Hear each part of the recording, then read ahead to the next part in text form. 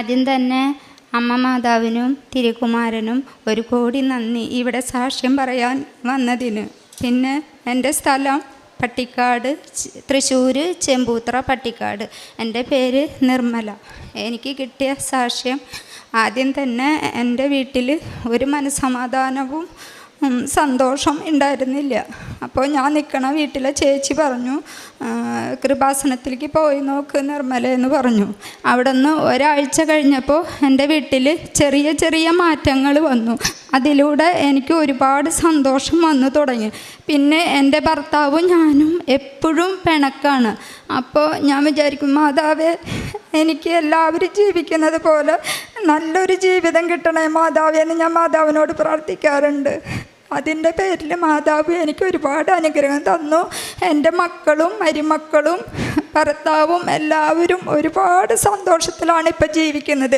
ഇപ്പോൾ സ്വർഗം എവിടെയാണെന്ന് ചോദിച്ചാൽ ഞാൻ പറയും എൻ്റെ വീടാണെന്ന് ഞാൻ പറയും. പിന്നെ ഞാൻ ജോലി കഴിഞ്ഞ് എൻ്റെ വീട്ടിൽ പോകുമ്പോൾ കാല് മടങ്ങി ഞാൻ വീണു. ഞാൻ ഉറക്ക മാതാവേ അമ്മ മാതാവേ എന്ന് വിളിച്ച് കരഞ്ഞു. അപ്പോൾ അവിടെയുള്ള ആൾക്കാരൊക്കെ വന്ന് എന്നെ എഴുന്നേൽപ്പിച്ച് കുറച്ച് നേരം നിന്ന് ഞാൻ ബസ്സിൽ എൻ്റെ വീട്ടിൽ പോയി. വീട്ടിൽ പോയപ്പോഴും കാല് ഭയങ്കര വേദനയാണ്. ഡോക്ടറെ കാണിച്ചപ്പോൾ ഡോക്ടർ പറഞ്ഞു 3 ആഴ്ചയെങ്കിലും ഇരിക്കണം, അപ്പോൾ അതിൻ്റെ പേരിൽ റെസ്റ്റാണ് വേണ്ടതെന്ന് പറഞ്ഞു. ഞാൻ മാതാവിൻ്റെ തൈലം പുരട്ടി നന്നായി മനസ്സുരുകി പ്രാർത്ഥിച്ചതിൻ്റെ പേരിൽ എനിക്ക് എൻ്റെ കാല് 3 ദിവസം കഴിഞ്ഞപ്പോൾ എനിക്ക് ജോലി എടുക്കാൻ സാധിച്ചു. പിന്നെ എൻ്റെ വീട്ടിൽ എനിക്ക് ചെറിയ ചെറിയ സന്തോഷങ്ങൾ എനിക്ക് വന്നു. പിന്നെ പേപ്പർ, മാതാവിൻ്റെ പേപ്പർ, ഇവിടെ നിന്ന് കിട്ടിയ പേപ്പർ ഞാൻ കൊണ്ടു കൊടുക്കുമ്പോൾ വിചാരിക്കും, മാതാവേ എനിക്കൊന്നും അറിഞ്ഞുകൂടാ, എനിക്ക് ഇത് വേഗം തന്നെ നല്ല അർഹതയുള്ള ആൾക്കാരുടെ കയ്യിൽ കിട്ടണേ മാതാവേ എന്ന് ഞാൻ പ്രാർത്ഥിച്ചു. പിന്നെ എനിക്ക് കിട്ടിയ അനുഗ്രഹം, എൻ്റെ ഭർത്താവിന് LICയിൽ ഒരു സെക്യൂരിറ്റി ജോലി കിട്ടി. അവിടെ ESCയുടെ കാർഡ് കിട്ടാൻ വേണ്ടിയിട്ട് ഒരു വർഷത്തോളം ഞങ്ങൾ ഒരുപാട് ഇങ്ങനെ ശ്രമിച്ചു. ഞങ്ങൾക്ക് കിട്ടിയില്ല. ഇപ്പോൾ ഞങ്ങൾക്ക് മാതാവിനോട് പ്രാർത്ഥിച്ചതിൻ്റെ ഫലമായിട്ട് എനിക്ക് അത് കിട്ടി. പിന്നെ ഏറ്റവും വലിയ ഇതെന്ന് പറയുന്നത്, എൻ്റെ ഭർത്താവിൻ്റെ ചേട്ടൻ്റെ മരുമകൻ തല കറങ്ങി വീണ്, പ്രഷർ മൂലം തല കറങ്ങി വീണ് തലയിലെ ഞരമ്പ് പൊട്ടി ആസ്പത്രിയിൽ അഡ്മിറ്റാണെന്ന് എൻ്റെ ഭർത്താവ് വിളിച്ച് പറഞ്ഞു. ഭർത്താവ് പറഞ്ഞു ഓപ്പറേഷൻ വേണമെന്ന് പറഞ്ഞു. എന്താണെന്ന് അറിയില്ല എന്ന് പറഞ്ഞപ്പോൾ ഞാൻ അപ്പം തന്നെ മാതാവിനോട് പറഞ്ഞു, മാതാവേ ഒരു കാരണവശാലും അവനെ ഓപ്പറേഷൻ ചെയ്യരുത്, സൗഖ്യം കൊടുക്കണേ മാതാവേ എന്ന് ഞാൻ പ്രാർത്ഥിച്ചു. അതിൻ്റെ പേരിൽ അവന് കുറഞ്ഞു. എങ്കിലും ഞാൻ ചെന്ന് കണ്ടപ്പോൾ മൂക്കിൽ ട്യൂബ്, മൂത്രത്തിൽ ട്യൂബ്, ഓർമ്മയില്ലാണ്ട് കട്ടിലേക്ക് എടുക്കുന്ന കാഴ്ചയാണ് ഞാൻ കണ്ടത്. അപ്പോൾ എൻ്റെ ഉടമ്പടി എടുത്തിട്ട് പുതുക്കുന്ന സമയം വന്നപ്പോൾ ഞാൻ ഇവിടെ വന്ന് ഉടമ്പടി പുതുക്കാൻ വന്നപ്പോൾ ഞാൻ അതിൽ നിയോഗം വെച്ചു. ഒരെണ്ണം രാജുവിന് അസുഖത്തിൽ നിന്നൊക്കെ മാറ്റി അവൻ നടക്കണേ മാതാവേ എന്ന് പ്രാർത്ഥിച്ചു. ഞാൻ ആസ്പത്രിയിൽ പോയി ഉടമ്പടി തൈലം, മാതാവിൻ്റെ കാശുരൂപം, ഉപ്പും തൈലം ഒക്കെ കൊടുത്ത് ഞാൻ അത് പുരട്ടി നന്നായി മാതാവിനെ പ്രാർത്ഥിച്ചു പോകുന്നതിൻ്റെ പിന്നാലെ മോള് വിളിച്ച് പറഞ്ഞു, മേമേ രാശേട്ടന് കുറവുണ്ട് എന്ന് പറഞ്ഞു. അപ്പോൾ ഒരു ചെറിയ സമാധാനം കിട്ടി. അവിടെ നിന്ന് 1 മാസം കഴിഞ്ഞപ്പോഴത്തേക്കും അവന് ഒരുപാട് സൗഖ്യം വന്നു. മൂക്കിൽ നിന്ന് ട്യൂബ് എടുത്തു, മൂത്രത്തിൻ്റെ ട്യൂബ് എടുത്തു, വായയിൽ കൂടെ ഭക്ഷണം കഴിക്കാൻ പറ്റി. അങ്ങനെ മാതാവ് എനിക്ക് വലിയൊരു അനുഗ്രഹം തന്നു എൻ്റെ പ്രാർത്ഥനയിലൂടെ. പിന്നെ എൻ്റെ ആങ്ങളയുടെ മോള് ഒരു ദിവസം വിളിച്ചിട്ട് പറഞ്ഞു, അമ്മായി ഓടി വായോ, ജില്ലാസ്പത്രിയിൽ ആതിരേനൊക്കെ എടുത്തിട്ടുണ്ട്, അമ്മായി ഒന്ന് ഓടി വായോ എന്ന് പറഞ്ഞു. അന്ന് വെച്ച് ഞാൻ ഓടി ചെല്ലുമ്പോൾ എൻ്റെ മോള് ബ്ലഡ് ഛർദ്ദിച്ച് കട്ടിലേക്ക് എടുക്കുന്നതാണ് ഞാൻ കണ്ടത്. അപ്പം തന്നെ മാതാവിൻ്റെ തൈലം പുരട്ടി ഞാൻ പ്രാർത്ഥിച്ച്, എനിക്കങ്ങനെ പ്രാർത്ഥിക്കാനൊന്നും അറിയില്ല, ഞാനൊരു ഹിന്ദുവാണ്. എങ്കിലും എനിക്കറിയണ പോലെ വിശ്വാസ പ്രമാണം ചൊല്ലി എൻ്റെ മോൾക്ക് പുരട്ടി കൊടുത്തപ്പോൾ അവർ പറഞ്ഞു മെഡിക്കൽ കോളേജിൽ കൊണ്ടുപോകണം, ഇവിടെ പറ്റില്ല എന്ന് പറഞ്ഞപ്പോൾ ആംബുലൻസ് വിളിച്ച് മെഡിക്കൽ കോളേജിൽ കൊണ്ടുപോയി. 3 ദിവസം അവളവിടെ ICU കിടന്നു. 3 ദിവസം ICU കിടന്നപ്പോൾ എൻ്റെ ആങ്ങളയുടെ മോള് പറഞ്ഞു, അമ്മായിനെ ആദ്യം സ്വപ്നം കണ്ടു, അമ്മായി ഒന്ന് വരുമോ എന്ന് ചോദിച്ചപ്പോൾ ഞാൻ അപ്പം തന്നെ ഇവിടെ നിന്ന് പോയി ചെന്നപ്പോൾ എൻ്റെ മോളെ കണ്ടപ്പോൾ എനിക്ക് സഹിക്കാൻ പറ്റിയില്ല. ബ്ലഡ് ഛർദിച്ചും ഓർമ്മയില്ലാതെ ICU കിടക്കുന്ന ആളാണ് ഞാൻ കണ്ടത്. മാതാവിൻ്റെ തൈലം, മാതാവിൻ്റെ ഉപ്പും അവളെ ഞാൻ തൊടിയിച്ച് പ്രാർത്ഥിച്ചു. 10 മിനിറ്റ് പോലും ആയില്ല, എൻ്റെ മോൾ എഴുന്നേറ്റ് പറഞ്ഞു എനിക്ക് വെള്ളം വേണം എന്ന് പറഞ്ഞ് ഞാൻ ജ്യൂസ് മേടിച്ച് മാതാവിൻ്റെ ഉപ്പിട്ട് വെള്ളം കൊടുത്ത് അവളത് കുടിച്ചു. പിന്നെ കുറച്ച് കഴിഞ്ഞപ്പോൾ പറഞ്ഞു എനിക്ക് വിശക്കുന്നു അമ്മായി എന്ന് പറഞ്ഞു മസാല ദോശ മേടിച്ച് കൊടുത്തു. അവിടുന്ന് പിറ്റേ ദിവസം കാലത്ത് തന്നെ ICUന്ന് വാർഡിലേക്ക് മാറ്റി. വാർഡിൽ നിന്ന് പറഞ്ഞു 2 ദിവസം കഴിഞ്ഞാൽ നിങ്ങൾക്ക് വീട്ടിൽ പോവാം, ഈ കുട്ടിക്ക് ഒരു കുഴപ്പമില്ല എന്ന് പറഞ്ഞു. പിന്നെ അവർ പറഞ്ഞു ഈ കുട്ടിയുടെ അസുഖം എന്താണെന്നറിയില്ല, പെട്ടെന്ന് തന്നെ ഇതായില്ലോ, നിങ്ങളെന്താ ചെയ്തതെന്നൊക്കെ ചോദിച്ചു എന്ന് പറഞ്ഞു. പിന്നെ ഞാൻ ഉപ്പും തൈലം അവളെ കയ്യിൽ കൊടുത്തിട്ട് പോന്നു. ഇപ്പോൾ ഞാൻ അവൾ വീട്ടിൽ വന്നിട്ട് എന്നെ വിളിച്ചിട്ട് പറഞ്ഞു അമ്മായി ഞാൻ മാതാവിൻ്റെ തൈലം ഉപ്പും അമ്മായി ഇടുന്ന പ്രാർത്ഥനകളെല്ലാം ഞാൻ കേൾക്കുന്നുണ്ട്, എനിക്ക് മാതാവിൽ ഒരുപാട് വിശ്വാസമാണ്, ഞാൻ വരുന്നുണ്ട് കൃപാസനത്തിലേക്ക് എന്ന് പറഞ്ഞു. അതും കഴിഞ്ഞ് ഞാൻ എൻ്റെ മോൾക്ക് ഇവിടെ നിയോഗം വെച്ചു. എൻ്റെ മോൾക്ക് ഒരു വീടും സ്ഥലമില്ല, 5 വർഷമായിട്ട് ചോർന്നൊലിക്കുന്ന ഒരു വീട്ടിൽ വാടകയ്ക്കാണ് എൻ്റെ മോള് താമസിക്കുന്നത്. അപ്പം എൻ്റെ മോള് പറഞ്ഞു ഞാൻ എന്നിങ്ങനെ പ്രാർത്ഥിക്കും മാതാവേ എൻ്റെ മോൾക്ക് ഇരിക്കാനൊരു വീട്, ഈ അവസ്ഥയിൽ നിന്ന് എൻ്റെ മോളൊന്ന് രക്ഷിക്കാൻ മാതാവേ, ഞങ്ങളെ കൊണ്ട് കഴിവില്ല മാതാവേ, മാതാവിൻ്റെ കരുണ കൊണ്ട് എനിക്ക് കിട്ടണേ മാതാവിനെന്ന് ഞാൻ എന്നും പ്രാർത്ഥിക്കുമായിരുന്നു. അതിൻ്റെ കരുണയിൽ എൻ്റെ ഒരു കൂട്ടുകാരി എന്നോട് ഇങ്ങോട്ട് പറഞ്ഞു 10 ലക്ഷം രൂപ ഞാൻ നിനക്ക് തരാം, നിന്റെ മോൾക്ക് ഒരു സ്ഥലം വാങ്ങിച്ചു എന്ന് പറഞ്ഞപ്പോഴെനിക്ക് ഉണ്ടായ സന്തോഷം സങ്കടം പറഞ്ഞറിയിക്കാൻ പറ്റില്ല. ഞാൻ ഓടിപ്പോയി റൂമിൽ പോയിട്ട് മാതാവിനെ എടുത്ത് ഞാൻ മുത്തിയിട്ട് പറഞ്ഞു മാതാവേ 1 കോടി നന്ദി മാതാവേ, ഞാൻ അർഹതപ്പെടാത്തതാണ് നീ എനിക്ക് തന്നത്, നിന്റെ കരുണ കൊണ്ട് എനിക്ക് ഇത്രയും നല്ലൊരു സഹായം എനിക്ക് കിട്ടിയല്ലോ എന്നുള്ളൊരു സന്തോഷം എൻ്റെ മകൾക്കും എനിക്കും എൻ്റെ കുടുംബത്തിനും എല്ലാവർക്കും ഒരുപാട് സന്തോഷമായി എനിക്ക്.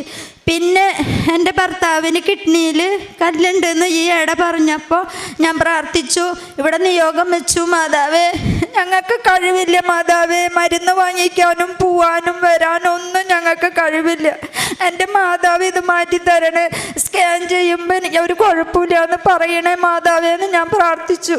എൻ്റെ മാതാവ് ചെറിയ ചെറിയ കാര്യങ്ങളിലൂടെ എനിക്കത് മാറ്റി തന്നു. പിന്നെ എൻ്റെ ബ്രസ്റ്റ് ഇവിടെ നെഞ്ചിൽ ഒരു മുഴ ക്യാൻസറാണെന്ന് എല്ലാവരും പറയും. ഡോക്ടർ പറഞ്ഞു ഇത് ചെയ്യണം, മാമോഗ്രാം ചെയ്യണം, ചെയ്തിട്ട് റിസൾട്ടും കൊണ്ട് വരണമെന്ന് പറഞ്ഞപ്പോൾ ഭയങ്കര ടെൻഷനാണ്. ക്യാൻസറെ നോക്കുന്ന ഡോക്ടറാണ് ഞങ്ങൾ കണ്ടത്. ഇത് കൊണ്ട് ചെല്ലുമ്പോഴും ഞങ്ങൾ മാതാവിൻ്റെ കാശ് രൂപ എടുത്ത് കൈ പിടിച്ച് ഞാൻ പ്രാർത്ഥിക്കും മാതാവേ എനിക്ക് ക്യാൻസറൊന്നും വരില്ല മാതാവേ, എനിക്ക് ഒരുപാട് ബാധ്യതകളുണ്ട്, അതൊക്കെ തീർന്നിട്ട് തന്നെ മാതാവ് എന്താണെന്നുണ്ടെങ്കിൽ എനിക്ക് വന്നോട്ടെ മാതാവേ, എനിക്ക് ക്യാൻസർ ഒന്നും വരില്ല മാതാവേ എന്ന് ഞാൻ നന്നായി മനസ്സൊരുക്കി പ്രാർത്ഥിച്ചു. ആരും കാണാതെയാണ് ഞാൻ കരയുക, എല്ലാവരും കാണിച്ചില്ല, എനിക്ക് ഭയങ്കര ധൈര്യമുള്ളതുപോലെ ഞാൻ പ്രവർത്തിക്കും. പക്ഷെ എനിക്ക് ഒട്ടും മനസ്സിന് ധൈര്യമില്ലാത്തൊരു വ്യക്തിയാണ്. അവിടെ ചെന്ന് ഡോക്ടറെ കണ്ടപ്പോൾ ഡോക്ടർ ഈസി ആയിട്ട് പറഞ്ഞു ഇയാൾക്ക് വലിയ കുഴപ്പമൊന്നുമില്ലല്ലോ, ഇയാൾ 1 മാസം മരുന്ന് കഴിച്ച് നോക്കുക, എന്നിട്ട് നീ വായൂ എന്ന് പറഞ്ഞു. ഞാൻ പിന്നെ 1 മാസം മരുന്ന് കഴിച്ചിട്ട് ഞാൻ ചെന്നപ്പോൾ എന്നോട് പറഞ്ഞു ഇതൊരു കുഴപ്പമില്ല, 2 മാസം മരുന്ന് കഴിച്ചാൽ ഇയാൾക്കൊന്നും ഉണ്ടാവില്ല എന്ന് പറഞ്ഞ് 2 മാസം മരുന്ന് കഴിച്ച് ചെന്നപ്പോൾ എൻ്റെ അസുഖം പൂർണ്ണമായി മാറി. ഇപ്പോൾ എനിക്ക് വേദനയോ കാര്യങ്ങളോ ഒന്നുമില്ല. ഇത്രയൊക്കെ തന്ന എൻ്റെ മാതാവിനും എൻ്റെ തിരുകുമാരനും 1 കോടി നന്ദി. പിന്നെ ഞാനിവിടെ ഉടമ്പടി പുതുക്കാൻ വന്നപ്പോൾ ഒരുപാട് ജനങ്ങൾ നിൽക്കുക. അപ്പോൾ എനിക്ക് ചെവി എൻ്റെ 15 വർഷമായിട്ട് ഓപ്പറേഷൻ കഴിഞ്ഞതാണ്. അപ്പോൾ ഈ ചെവിയുടെ അവിടെ ഒരു ചെറിയ കായ വേദനയുണ്ട്. അപ്പം ഞാൻ ഉടമ്പടി പുതുക്കാൻ വന്ന് ഒപ്പ് വയ്ക്കാനായിട്ട് ഞാനൊരു മേശയുടെ അരികിൽ ചെന്നപ്പോൾ അവിടെ ഒപ്പ് വയ്ക്കണ ബ്രദർ എന്നോട് ചോദിച്ചു നിനക്ക് ചെവിയുടെ പുറകിൽ വേദനയുണ്ടോ, ചെവി കേൾവിക്കുറവുണ്ടോ എന്ന് ചോദിച്ചു. അപ്പം ഞാൻ പറഞ്ഞു ഉവ്വ് എനിക്ക് കേൾവിക്കുറവുണ്ട്, ചെവി വേദനയുണ്ട്, ചെവിയുടെ പുറകിൽ ഒരു കായ ഉണ്ട് എന്ന് പറഞ്ഞു. ഇവിടെ വന്ന് അമ്മ മാതാവിൻ്റെ തൈലെടുത്ത് പെരട്ടി മാതാവിനെ നന്നായി വിശ്വസിക്കാൻ പറഞ്ഞു. ഇവിടെ വന്ന് ഞാൻ മാതാവിൻ്റെ തൈലം പെരട്ടി അവിടെ നിന്ന് വരുന്ന വരെ ഇതുണ്ട് എനിക്ക്. ഇവിടെ വന്ന വഴിക്ക് എൻ്റെ മാതാവിനെ തൈലം പെരട്ടി വരട്ടെ വഴിക്ക് ഞാനിങ്ങനെ തൊട്ട് നോക്കിയപ്പോൾ എനിക്ക് ആ സാധനം ഇല്ല. എന്നിട്ട് എനിക്ക് ഭയങ്കര സന്തോഷമായി. മാതാവിനോട് പ്രാർത്ഥിച്ച് ഞാൻ വീട്ടിൽ പോയി. അവിടെ നിന്ന് ഒരു മാസം കഴിഞ്ഞപ്പോൾ എനിക്ക് ചെവി കേൾക്കില്ലായിരുന്നു.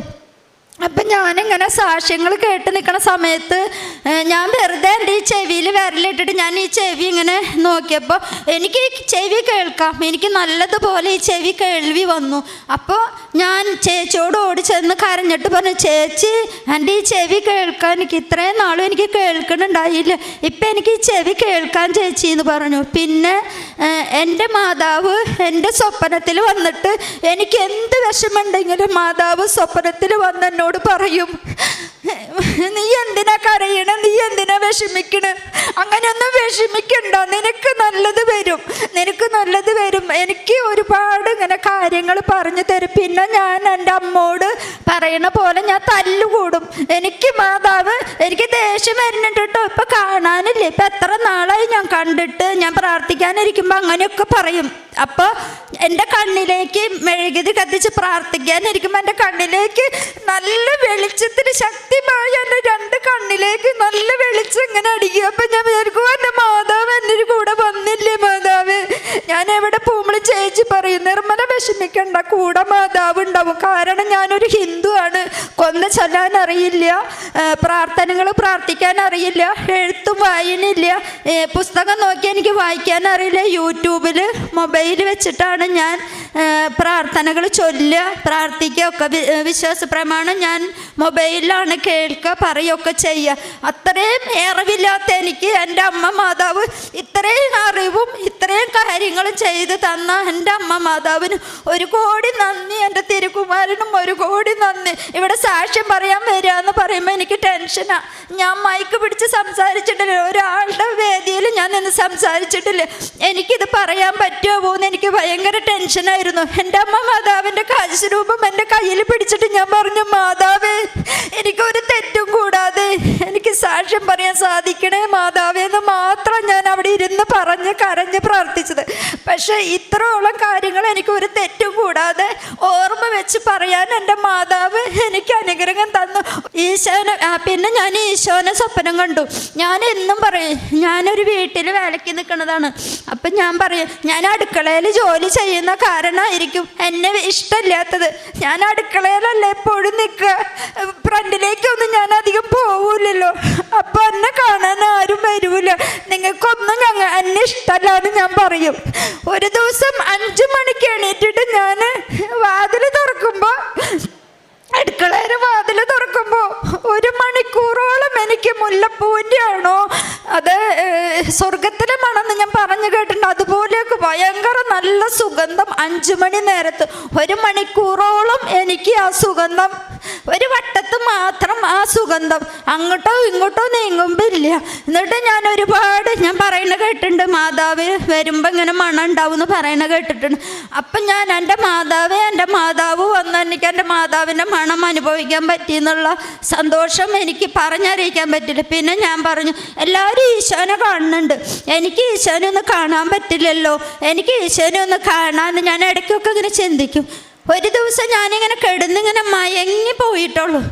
അടുക്കളയുടെ വർക്കേരിയയുടെ വാതിൽ തുറന്നിട്ട് ഈശോ അങ്ങനെ കടന്നു വരുന്നത് ഞാൻ എൻ്റെ കണ്ണിൽ കണ്ട് ഞാൻ പെട്ടെന്ന് ഞെട്ടെഴുന്നപ്പോൾ അത് ഞാൻ കണ്ടില്ല. അങ്ങനെ ഈശോ എൻ്റെ സ്വപ്നത്തിൽ വന്നു, എൻ്റെ അമ്മ മാതാവ് എൻ്റെ സ്വപ്നത്തിൽ വന്നു. എനിക്ക് എന്ത് പറയണം എന്ത് ചെയ്യണമെന്ന് അറിയാതെ ഞാൻ കുറേ നേരം എഴുന്നേറ്റ് അവിടെ നിന്നു. പിന്നെ എനിക്കുള്ളൊരു അനുഗ്രഹം, എനിക്ക് ഭയങ്കര ഷുഗറാണ്. അത് ഞാൻ ആരോടും പറയില്ല, ഷുഗറിന് ഗുളിക കഴിക്കുന്നുണ്ട്, ഷുഗറിന് മരുന്ന് കഴിക്കുന്നുണ്ട്. എങ്കിലും കാലത്ത് എണീക്കുമ്പോൾ എനിക്ക് ഭയങ്കര ക്ഷീണമാണ്. ഞാൻ കിടക്കയിൽ ഇരുന്നിട്ട് പറയും, എൻ്റെ മാതാവ് ഇന്ന് എനിക്ക് എണീക്കാൻ വയ്യല്ലോ മാതാവ്, എനിക്ക് ഒരുപാട് ജോലിയുണ്ട്, എനിക്ക് ചെയ്യാനത് സാധിക്കണേ മാതാവേ എന്ന് പറഞ്ഞ് ഞാൻ അടുക്കളയിൽ ചെന്ന് 1 ഗ്ലാസ് ചായ ഇട്ട് കുടിച്ച് ഞാൻ പണി തുടങ്ങിയ ഞാൻ പോലും അറിയണില്ല, ഞാൻ പോലും ഓർമ്മയില്ല എങ്ങനെയാണ് എൻ്റെ പണികൾ തീരുന്നത്, എങ്ങനെയാണ് എൻ്റെ ജോലി കഴിയുന്നതെന്ന് എനിക്കറിയില്ല. അത്രയ്ക്ക് അനുഗ്രഹം എനിക്ക് മാതാവിൻ്റെ ഉണ്ട്. എൻ്റെ അമ്മ മാതാവ് എൻ്റെ കൂടെയുണ്ട്. എപ്പോഴും എൻ്റെ ചേച്ചി പറയും, അമ്മ മാതാവ് എപ്പോഴും നിർമ്മലയുടെ കൂടെയുണ്ട് എന്ന് പറയും. ഞാൻ എവിടെയെങ്കിലും ഇറങ്ങാൻ നിൽക്കുമ്പോൾ ഞാൻ പറയും, കേൾക്കുന്നവർക്ക് അതൊരു നിസ്സാരമാണെന്ന് തോന്നാം. ഇറങ്ങാൻ നിൽക്കുമ്പോൾ ഞാൻ പറയും, എൻ്റെ അമ്മ മാതാവേ, എനിക്ക് കുട ചൂടുന്നതൊന്നും ഇഷ്ടമല്ല, മഴ ഉണ്ടാവല്ലേ മാതാവേ, എനിക്ക് മഴയില്ലാണ്ട് പോണേന്ന് ഞാൻ പറഞ്ഞാൽ ഞാൻ എവിടെ ലക്ഷ്യം വെച്ച് പോകണു അവിടെ നിന്ന് പോയി തിരിച്ചു വരുന്നത് മഴ ഉണ്ടാവില്ല. അതുപോലെ എൻ്റെ ചേച്ചി ഇറങ്ങാൻ നിൽക്കുമ്പോൾ ഞാൻ പറയും, എൻ്റെ അമ്മ മാതാവേ, എൻ്റെ ചേച്ചി ഇവിടെ നിന്ന് ഇറങ്ങുകയാണ്, എൻ്റെ അമ്മ മാതാവിന് അനുഗ്രഹം ഉണ്ടാവണേ, മഴ ഉണ്ടാവരുതെന്ന് ഞാൻ പ്രാർത്ഥിക്കും. പിന്നെ ഈ ചേച്ചിക്ക് എപ്പോഴും വയ്യായികയാണ്, എപ്പോഴും മേലും കൈയൊക്കെ വേദന എടുക്കുമ്പോൾ ഞാൻ പറയും, എൻ്റെ മാതാവേ, ആ ചേച്ചിയുടെ വേദന എല്ലാം എനിക്ക് തരണേ, ആ ചേച്ചിക്ക് വേദന ഒന്നും ഉണ്ടാവരുതേ മാതാവേ, കാരണം അത്ര സ്നേഹമാണ് ചേച്ചിക്ക് എന്നോട്. എനിക്ക് അതിൻ്റെ വേദനകൾ എല്ലാം എനിക്ക് തരണേ മാതാവേ, അതിന് വേദന ഉണ്ടാവില്ലെന്ന് ഞാൻ പ്രാർത്ഥിക്കാറുണ്ട്. ചിലപ്പോൾ ഞാൻ ചോദിക്കും, വേദന ഉണ്ടോ ചോദിക്കുമ്പോൾ വേദന ഉണ്ട്, അല്ലെങ്കിൽ ചിലപ്പോൾ ഇല്ല എന്ന് പറഞ്ഞാൽ ഞാൻ പറയും, മാതാവ് ആ വേദനയൊക്കെ എനിക്ക് തന്നു, ചേച്ചിക്ക് ഉണ്ടാവില്ല എന്ന് മനസ്സിൽ വിചാരിക്കും.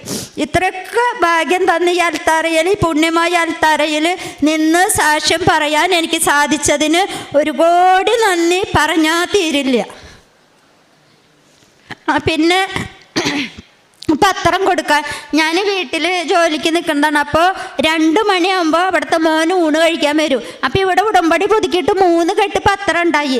അപ്പം ഞാൻ ഈ 3 കെട്ട് പത്രം കൊടുക്കണ്ടേ മാതാവേ, 10 മണിയായി, ഞാൻ ഇനി അവിടെ പോയി പത്രം കൊടുത്ത് വരുമ്പോൾ എത്ര ടൈം ആവും മാതാവേ, ഈ പത്രം എത്രയും വേഗം കൊടുത്ത് കഴിയണേ മാതാവേ എന്ന് ഞാൻ വിചാരിച്ചിട്ട് ഞാൻ വലിയൊരു ജംഗ്ഷനിൽ ചെന്നെത്തിയിട്ട് ഞാൻ ഇടങ്ങനെ മുറിഞ്ഞങ്ങനെ കടന്നപ്പോൾ എൻ്റെ ഉള്ളിലിരുന്ന് ആരോ പറയണ്, നീ അങ്ങോട്ട് പോകണ്ട, നീ ഇങ്ങോട്ട് പോകുമെന്ന് പറഞ്ഞാൽ ഇങ്ങോട്ട് പോകുമ്പോൾ തൃശ്ശൂർ മാർക്കറ്റാണ്.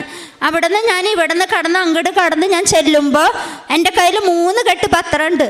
10 മിനിറ്റ് ഞാൻ മാർക്കറ്റിൻ്റെ ഉള്ളിൽ കടന്ന വഴിക്ക് 3 കെട്ട് പത്രം 10 മിനിറ്റിനുള്ളിൽ, ചേച്ചി എനിക്ക് തരുമോ എന്ന് ചോദിച്ച് എൻ്റെ കയ്യിൽ നിന്ന് ഫുള്ള് പത്രം മേടിച്ച് 10 മിനിറ്റ് കൊണ്ട് പത്രം കൊടുത്ത് അരമണിക്കൂർ കൊണ്ട് ഞാൻ വീട്ടിൽ വന്ന് ഭക്ഷണം വെച്ച് 12 മണിയാകുമ്പോഴത്തേനും എൻ്റെ കുട്ടി വരുമ്പോഴേക്കും എല്ലാ ജോലികളും എനിക്ക് കഴിയാൻ സാധിച്ചു.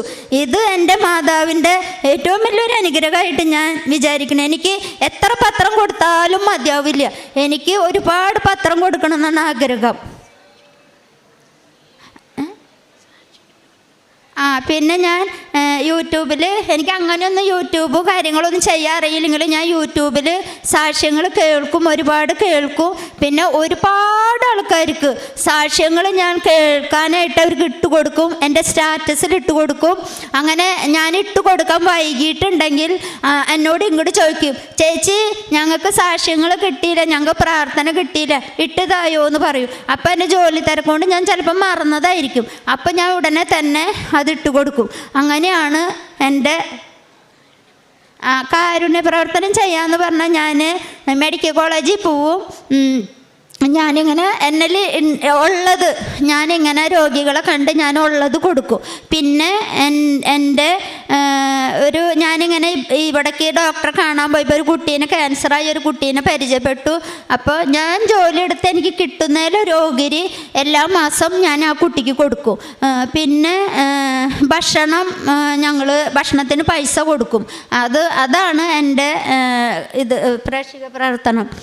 ഇത്രയും പറഞ്ഞ് ഞാൻ എൻ്റെ അമ്മ മാതാവിനും തിരുക്കുമാരനും ഒരുപാട് നന്ദി പറഞ്ഞ് സങ്കീർത്തനം 37:5 നമ്മൾ ഇപ്രകാരം വായിക്കുന്നുണ്ട്, ദൈവത്തിൽ വിശ്വസിക്കുക, അവിടുന്ന് നോക്കിക്കൊള്ളും. കർത്താവിലൊന്ന് വിശ്വസിച്ചാൽ മാത്രം മതി, ബാക്കിയുള്ള കാര്യങ്ങളൊക്കെ അവിടുന്ന് നോക്കിക്കോളുമെന്ന് വചനം തന്നെ നമ്മളോട് പറയുകയാണ്. നിർമ്മല ഭാസ്കരൻ എന്ന് പറയുന്ന സഹോദരിയുടെ വളരെ നിഷ്കളങ്കമായിട്ടുള്ള ഒരു സാക്ഷ്യമാണ് നമ്മളിവിടെ കേട്ടത്. തൻ്റെ ജീവിതത്തിൽ പരിശുദ്ധ അമ്മയുടെ സാന്നിധ്യം അനുഭവിക്കുന്നുവെന്നും ദർശനത്തിലൂടെയും സ്വപ്നങ്ങളിലൂടെയും പരിശുദ്ധ അമ്മയെ കാണുകയും പരിശുദ്ധ അമ്മയുമായിട്ട് സംസാരിക്കുകയും ചെയ്യുന്നുവെന്നും, ഒരു കുഞ്ഞും അമ്മയും എപ്രകാരമാണോ സംസാരിക്കുന്നത് അതുപോലെ പരിശുദ്ധ അമ്മയോട് സംസാരിക്കുവാനായിട്ട് തനിക്ക് സാധിക്കുന്നുവെന്നും വളരെ നിഷ്കളങ്കമായ രീതിയിൽ നിർമ്മല എന്ന സഹോദരി നമ്മളോട് സാക്ഷ്യം പറയുകയായിരുന്നു. തൻ്റെ ജീവിതത്തിലുണ്ടായ രോഗങ്ങൾ, തൻ്റെ സഹോദരങ്ങൾക്കും ബന്ധുക്കൾക്കും ഉണ്ടായ രോഗാവസ്ഥകളിലൊക്കെ ഉടമ്പടി തൈലവും കാശുരൂപവും ഉപ്പുമൊക്കെ ഉപയോഗിച്ച് പ്രാർത്ഥിച്ചപ്പോൾ അതിൻ്റെ ഫലമായിട്ട് അത്ഭുതകരമായിട്ട് അവർക്ക് രോഗസൗഖ്യം ലഭിച്ചു എന്നീ സഹോദരി നമ്മളോട് സാക്ഷ്യപ്പെടുത്തുകയായിരുന്നു. അതുപോലെ തന്നെ തൻ്റെ കുടുംബത്തിൽ സമാധാനം ഉണ്ടാകണമെന്നുള്ളതായിരുന്നു ഏറ്റവും വലിയ ഒരു നിയോഗവുമായിട്ട് ഈ സഹോദരി പരിശുദ്ധ അമ്മയുമായിട്ട് ചെയ്ത ഉടമ്പടിയിൽ വെച്ചിരുന്നത്. പരിശുദ്ധ അമ്മ കുടുംബത്തിൽ നല്ല സമാധാനം കൊടുത്തു എന്ന് മാത്രമല്ല, പോകുന്നിടത്തൊക്കെ സമാധാനത്തിൻ്റെ ഒരു ദൂതയായിട്ട് ഈ സഹോദരി അയക്കുന്നു എന്നുള്ളതും ഈ സഹോദരിയുടെ ജീവിതത്തിൻ്റെ ഒരു വലിയ സാക്ഷ്യമാണ്. ഈ സഹോദരി പറഞ്ഞത് വളരെ ശ്രദ്ധേയമായിട്ടുള്ളൊരു കാര്യമായിരുന്നു. തനിക്ക് കിട്ടുന്ന തുച്ഛമായിട്ടുള്ള വരുമാനത്തിൽ നിന്ന് തൻ്റെ സഹോദരങ്ങൾക്ക്, ആവശ്യമുള്ള വ്യക്തികൾക്കൊക്കെ താൻ നൽകുന്നു. അതുപോലെ തന്നെ തൻ്റെ ജോലിയുടെ ഇടയ്ക്ക് കിട്ടുന്ന ചെറിയ സമയങ്ങൾ, ഒഴിവ് സമയങ്ങൾ കണക്കിലെടുത്തുകൊണ്ട് ഈ സഹോദരി പോയി പ്രേക്ഷിത പ്രവർത്തനങ്ങൾ നടത്തുന്നതും പത്രം നൽകി പരിശുദ്ധ അമ്മയുടെ സന്ദേശം ലോകത്തെ അറിയിക്കുവാനായിട്ടുള്ള വലിയ ആ ഒരു ബോധ്യത്തിൽ നിന്നുകൊണ്ട് പ്രവർത്തിക്കുകയും ചെയ്യുമ്പോൾ പരിശുദ്ധ അമ്മ അനുഗ്രഹമായിട്ട്, സാന്നിധ്യമായിട്ട്, സമാധാനമായിട്ടൊക്കെ ജീവിതത്തിൽ കടന്നു വരുന്നു എന്നുള്ള വലിയ സാക്ഷ്യമാണ് നമ്മളിപ്പോൾ കേട്ടത്. നമുക്ക് കരങ്ങൾ അടിച്ചുകൊണ്ട് ഈ നിർമ്മല എന്ന സഹോദരിയുടെ നാമത്തിൽ ഈശോയെയും പരിശുദ്ധ അമ്മയെയും മഹത്വപ്പെടുത്താം. പരിശുദ്ധ അമ്മയ്ക്കും തിരുക്കുമാരനും 1000 നന്ദി. എൻ്റെ പേര് മാലു. ഞാൻ പാലാരൂപത അമ്പാറനിരപ്പേൽ ഇടവകയിൽ നിന്ന് വരുന്നു. ഞാൻ 2022 ഞങ്ങൾ ഉടമ്പടി എടുത്തത്. ഇപ്പം ഞാൻ മസ്കറ്റിലൊരു നേഴ്സായിട്ട് വർക്ക് ചെയ്യുവാണ്. ഞങ്ങൾ 2 മാസം മുന്നേ ഏപ്രിൽ 25 ഞങ്ങൾ ഫ്രണ്ട് റൂട്ടിലേക്ക് പോകുന്ന സമയത്ത് 2 വഴി റോഡ് ക്രോസ് ചെയ്ത് വേണം ഞങ്ങൾക്ക് പോകാൻ. അപ്പം ഞങ്ങൾ 5 പേര് ഒരു റോഡ് ക്രോസ് ചെയ്ത് വേറൊരു റോഡ് ക്രോസ് ചെയ്യാൻ വെയിറ്റ് ചെയ്ത് നിന്നപ്പോൾ അവിടെ 2 വണ്ടികൾ തമ്മിൽ കൂട്ടിയിടിച്ച് പുറകെ വന്ന വണ്ടിയും മേളിൽ വന്ന വണ്ടിയുടെ മണ്ടയ്ക്ക് കയറി ഞങ്ങൾ നിന്നിരുന്ന സ്ഥലത്തേക്ക്, ഞങ്ങളുടെ ദേഹത്തേക്ക് മറിഞ്ഞു വീണു. അത് നല്ല സ്പീഡിലാണ് വണ്ടി വന്നത്. പുറത്തൊക്കെ ഉള്ളവർക്കറിയാം, നല്ല സ്പീഡാണ് വണ്ടിക്ക്. അവിടെ അങ്ങനെ വണ്ടി ഇടിച്ചു കഴിഞ്ഞാൽ രക്ഷപ്പെടുക എന്നുള്ളത് വളരെ ചുരുക്കമാണ്. അപ്പം ഞങ്ങളുടെ ദേഹത്തേക്ക് മറിഞ്ഞു വീണു. തൽഫലമായി എൻ്റെ കൂടെ ഉണ്ടായിരുന്ന 3 പേര് അവിടെ വെച്ച് തന്നെ മരിച്ചു. ഞാനും എൻ്റെ കൂടെ ഉണ്ടായിരുന്ന ഒരു ചേച്ചി മാത്രമാണ് രക്ഷപ്പെട്ടത്. ഞങ്ങൾ ഒരു 6 മീറ്ററോളം ദൂരത്ത് വണ്ടി ഇടിച്ച് തെറിച്ച് വീണു. എനിക്ക് ആ സമയത്ത് ഞാനിതൊന്നും ഓർക്കുന്നില്ല. എന്തോ കാലിനെന്തോ ഒരു വേദന, അത് മാത്രമേ എനിക്ക് ഓർമ്മയുള്ളൂ. ഞങ്ങൾ അവിടെ കിടന്ന് നിലവിളിച്ചെങ്കിലും അവിടുത്തെ ഒരു നിയമം അനുസരിച്ച് പെണ്ണുങ്ങളെ ആണുങ്ങൾ അങ്ങനെ വന്ന് സഹായിക്കാറില്ല. അപ്പോൾ അത് ഒരു പെണ്ണുങ്ങൾ തന്നെ വരണം. അപ്പോൾ അതുവരെ ഞങ്ങൾ റോഡിൽ കിടന്നു. ഞങ്ങൾ കുറേ കരഞ്ഞു. പിന്നെ ഞങ്ങളുടെ സ്റ്റാഫുകൾ ഓടി വന്ന് ഞങ്ങളെ എടുത്ത് ഹോസ്പിറ്റലിൽ കൊണ്ടുപോയി. ഒരു 6 മീറ്ററോളം തെറിച്ച് വീണെങ്കിലും ഞങ്ങൾക്ക് വേറെ ഒരപകടങ്ങളും വേറെ ഒരു പരിക്കുകളോ ഒന്നും പറ്റിയില്ല. ഞങ്ങളുടെ കാലിന് ഫ്രാക്ചറായി, 2 ബോൺ ഒടിഞ്ഞു, കാല് തൂങ്ങിപ്പോയി. എങ്കിലും ഞങ്ങൾക്ക് വേറെ തലയ്ക്കോ കൈക്കോ അങ്ങനെ യാതൊരു അപകടവും ഞങ്ങൾക്ക് പറ്റിയില്ല. ഞാൻ എന്നും ഡ്യൂട്ടിക്ക് പോകുമ്പോൾ മാതാവിൻ്റെ രൂപത്തെ തൊട്ട് പ്രാർത്ഥിക്കും, മാതാവിൻ്റെ തൈലം തൊട്ട് പ്രാർത്ഥിച്ചിട്ടാണ് പോകുന്നത്. അന്നും ഞാൻ ഡ്യൂട്ടിക്ക് പോയപ്പോൾ കൊന്ത ചൊല്ലി മാതാവിനെ വിളിച്ചു പോയതാ. അപ്പോൾ അതിൻ്റെ ഫലമായിട്ടായിരിക്കും ഞങ്ങൾക്ക് ജീവൻ തിരിച്ചു കിട്ടി. ഞങ്ങളുടെ വേറെ പ്രത്യേകിച്ച് പരിക്കുകളൊന്നും കൂടാതെ ഞങ്ങൾക്ക് ജീവിതത്തിലേക്ക് തിരിച്ചു വരാൻ പറ്റി. എനിക്കൊരു കുഞ്ഞുണ്ട്, കൊച്ചിനെ കാണാനുള്ള ഭാഗ്യം കിട്ടി. ഞങ്ങൾക്ക് പഴയൊരു ജീവിതത്തിലേക്ക് തിരിച്ചു വരാൻ ടൈം എടുക്കുമെങ്കിലും ഞങ്ങളുടെ കാല് സുഖമായി വരണം. ഞങ്ങൾക്ക് സർജറി ചെയ്തു. അന്ന് ഭയങ്കര സീരിയസ് ആയെങ്കിലും ആ സമയത്തെല്ലാം ഞങ്ങളുടെ കയ്യിൽ ഉടമ്പടി തൈലം ഉണ്ടായിരുന്നു. അത് ഞങ്ങൾ എന്നും പേരട്ടി പ്രാർത്ഥിക്കും. അതിൻ്റെ ഫലമായി 1.5 ആഴ്ചയോളം ഹോസ്പിറ്റലിൽ കിടന്നെങ്കിലും ഞങ്ങൾക്ക് പരിപൂർണമായിട്ട് കാല് സർജറി ചെയ്ത് സുഖപ്പെട്ട് തിരിച്ചു വരാൻ പറ്റി. അങ്ങനെ ഞങ്ങൾ എൻ്റെ കൂടെ ഉണ്ടായിരുന്ന ചേച്ചിയോട് ഞാൻ സംസാരിച്ച് കഴിഞ്ഞപ്പോൾ ചേച്ചി പറഞ്ഞു, ചേച്ചി ഉടമ്പടി എടുത്തിട്ടുണ്ടായിരുന്നു, ചേച്ചി ഉടമ്പടിയിലായിരുന്നു എന്ന് പറഞ്ഞു. അപ്പം എല്ലാവരും പറഞ്ഞു, നിങ്ങളുടെ പ്രാർത്ഥനയുടെ ഒറ്റൊരു ഫലം കൊണ്ട് മാത്രമാണ് നിങ്ങൾ 2 പേരും രക്ഷപ്പെട്ടത്. നിങ്ങളെ മാതാവ് ഒരു ഉള്ളംകൈ ശരിക്കും താങ്ങുകയാണ് ചെയ്തത്. നിങ്ങളെ എടുത്തു മാറ്റി വെച്ച പോലെ നിങ്ങൾ 2 പേരും മാറിക്കിടക്കുമായിരുന്നു എന്ന് പറഞ്ഞു. അന്നേരം ഭയങ്കര വിഷമമായിരുന്നു. മാതാവേ, കാലിങ്ങനെ ആയി പോയല്ലോ, ഇനി പെട്ടെന്ന് നമ്മൾ ഓടി നടന്നിട്ട് പെട്ടെന്ന് ഇരുന്ന ഒരവസ്ഥയായി പോയപ്പോൾ ഭയങ്കര വിഷമമായിരുന്നു ആ സമയത്ത്. അപ്പോഴൊക്കെ ആദ്യമേ മാതാവിനോട് കരഞ്ഞ് പ്രാർത്ഥിക്കും, മാതാവേ എങ്കിലും ഇത്രയെല്ലാം ഞാൻ പ്രാർത്ഥിച്ചിട്ടും ഉടമ്പടി എടുത്തിട്ടും മാതാവേ എനിക്കിങ്ങനൊരു അപകടം പറ്റിയില്ലോ എന്ന് ഓർക്കുമ്പോൾ ഒരു വിഷമം. അപ്പോൾ പിന്നെ ഞാൻ ഇങ്ങനെ സാക്ഷ്യങ്ങൾ ആ സമയത്ത് ഞാൻ വിഷമം വരുമ്പോൾ പെട്ടെന്ന് സാക്ഷ്യം എടുത്ത് കാണും. അപ്പോൾ ഇങ്ങനെ ഓരോ സാക്ഷ്യങ്ങളിൽ പറയും, ഉടമ്പടി എടുത്തിട്ടുണ്ട്, മാതാവ് നിങ്ങളെ കാത്തുകൊള്ളും, നിങ്ങൾ ഒന്നുകൊണ്ടും വിഷമിക്കേണ്ട. പിന്നെ പ്രാർത്ഥിക്കുമ്പോൾ ഇങ്ങനെ ഞാനൊരു വചനം കണ്ടു, ജെറമ്യ 29:11, നിങ്ങളെക്കുറിച്ചൊരു പദ്ധതിയുണ്ട്, അത് നിങ്ങളുടെ നാശത്തിനല്ല ക്ഷേമത്തിനുള്ള പദ്ധതിയാണ്, നിങ്ങൾക്ക് ശുഭമായ ഭാവിയും പ്രത്യാശയും നൽകുന്ന പദ്ധതി. പിന്നെ ഞാൻ ഇടയ്ക്കൊക്കെ ഇങ്ങനെ ഇരിപ്പാണ്ടിങ്ങനെ ഓർക്കുമ്പം വിഷമം വരും. അപ്പോൾ തന്നെ മനസ്സിലേക്ക് ഇങ്ങനെ വചനം വരും, എന്തിനാ വിഷമിക്കുന്നത്, ദൈവം ഉണ്ടല്ലോ കൂടെ, മാതാവ് ഉണ്ടല്ലോ കൂടെ, നീ എന്തിനാ വിഷമിക്കുന്നത് എന്നിങ്ങനെ മനസ്സിലേക്ക് ഓടി വരും. പിന്നെ വിഷമം പോകും. അപ്പോൾ കഴിഞ്ഞ ദിവസം എൻ്റെ കൂടെയുള്ള ചേച്ചിയായിട്ട് ഞാൻ സംസാരിച്ചപ്പോൾ ചേച്ചി എന്നോട് പറഞ്ഞു, ഒന്നുകൊണ്ടും വിഷമിക്കേണ്ട, നമ്മൾ കൃപാസന മാതാവിൻ്റെ കുഞ്ഞുങ്ങളാണ്, നമ്മളെ ഒരിക്കലും മാതാവ് കൈവിടത്തില്ല, നമുക്ക് പഴയ ജീവിതത്തിലേക്ക് തിരിച്ചു വരാൻ പറ്റും. നമ്മുടെ കാല് പൊട്ടലുണ്ടായി, അവർ നന്നായിട്ട് തന്നെ സർജറി ചെയ്തു, ടൈം എടുക്കും, നമുക്ക് നമ്മുടെ പഴയ ജീവിതത്തിലേക്ക് നമുക്ക് തിരിച്ചു വരാൻ പറ്റും എന്ന് പറഞ്ഞു. അപ്പോൾ ഞാനിപ്പോഴും ഉറച്ച് വിശ്വസിക്കുന്നു, മാതാവ് എൻ്റെ കൂടെ ഉണ്ടായിരുന്നത് കൊണ്ട് മാത്രമാണ് എനിക്കിപ്പോൾ ഇവിടെ വന്ന് ഈ ആൾത്താരെ വന്ന് ഈ സാക്ഷ്യം പറയാനും എൻ്റെ പഴയ ജീവിതത്തിലേക്ക് എനിക്ക് തിരിച്ചു വരാനും പറ്റിയത് എന്ന് ഞാൻ ഉറച്ച് വിശ്വസിക്കുന്നു. മാതാവ് നമ്മൾ ഉടമ്പടി എടുത്തു കഴിഞ്ഞാൽ ഒരിക്കലും നമ്മളെ കൈവിടത്തില്ല. വിഷമങ്ങൾ നമുക്ക് വരും, പക്ഷെ നമ്മൾ പ്രാർത്ഥിച്ചു കഴിഞ്ഞാൽ നമുക്ക് എന്താണെങ്കിലും നമ്മുടെ വിഷമം പോകും. ആദ്യമൊക്കെ എനിക്ക് ഭയങ്കര ബുദ്ധിമുട്ടായിരുന്നു.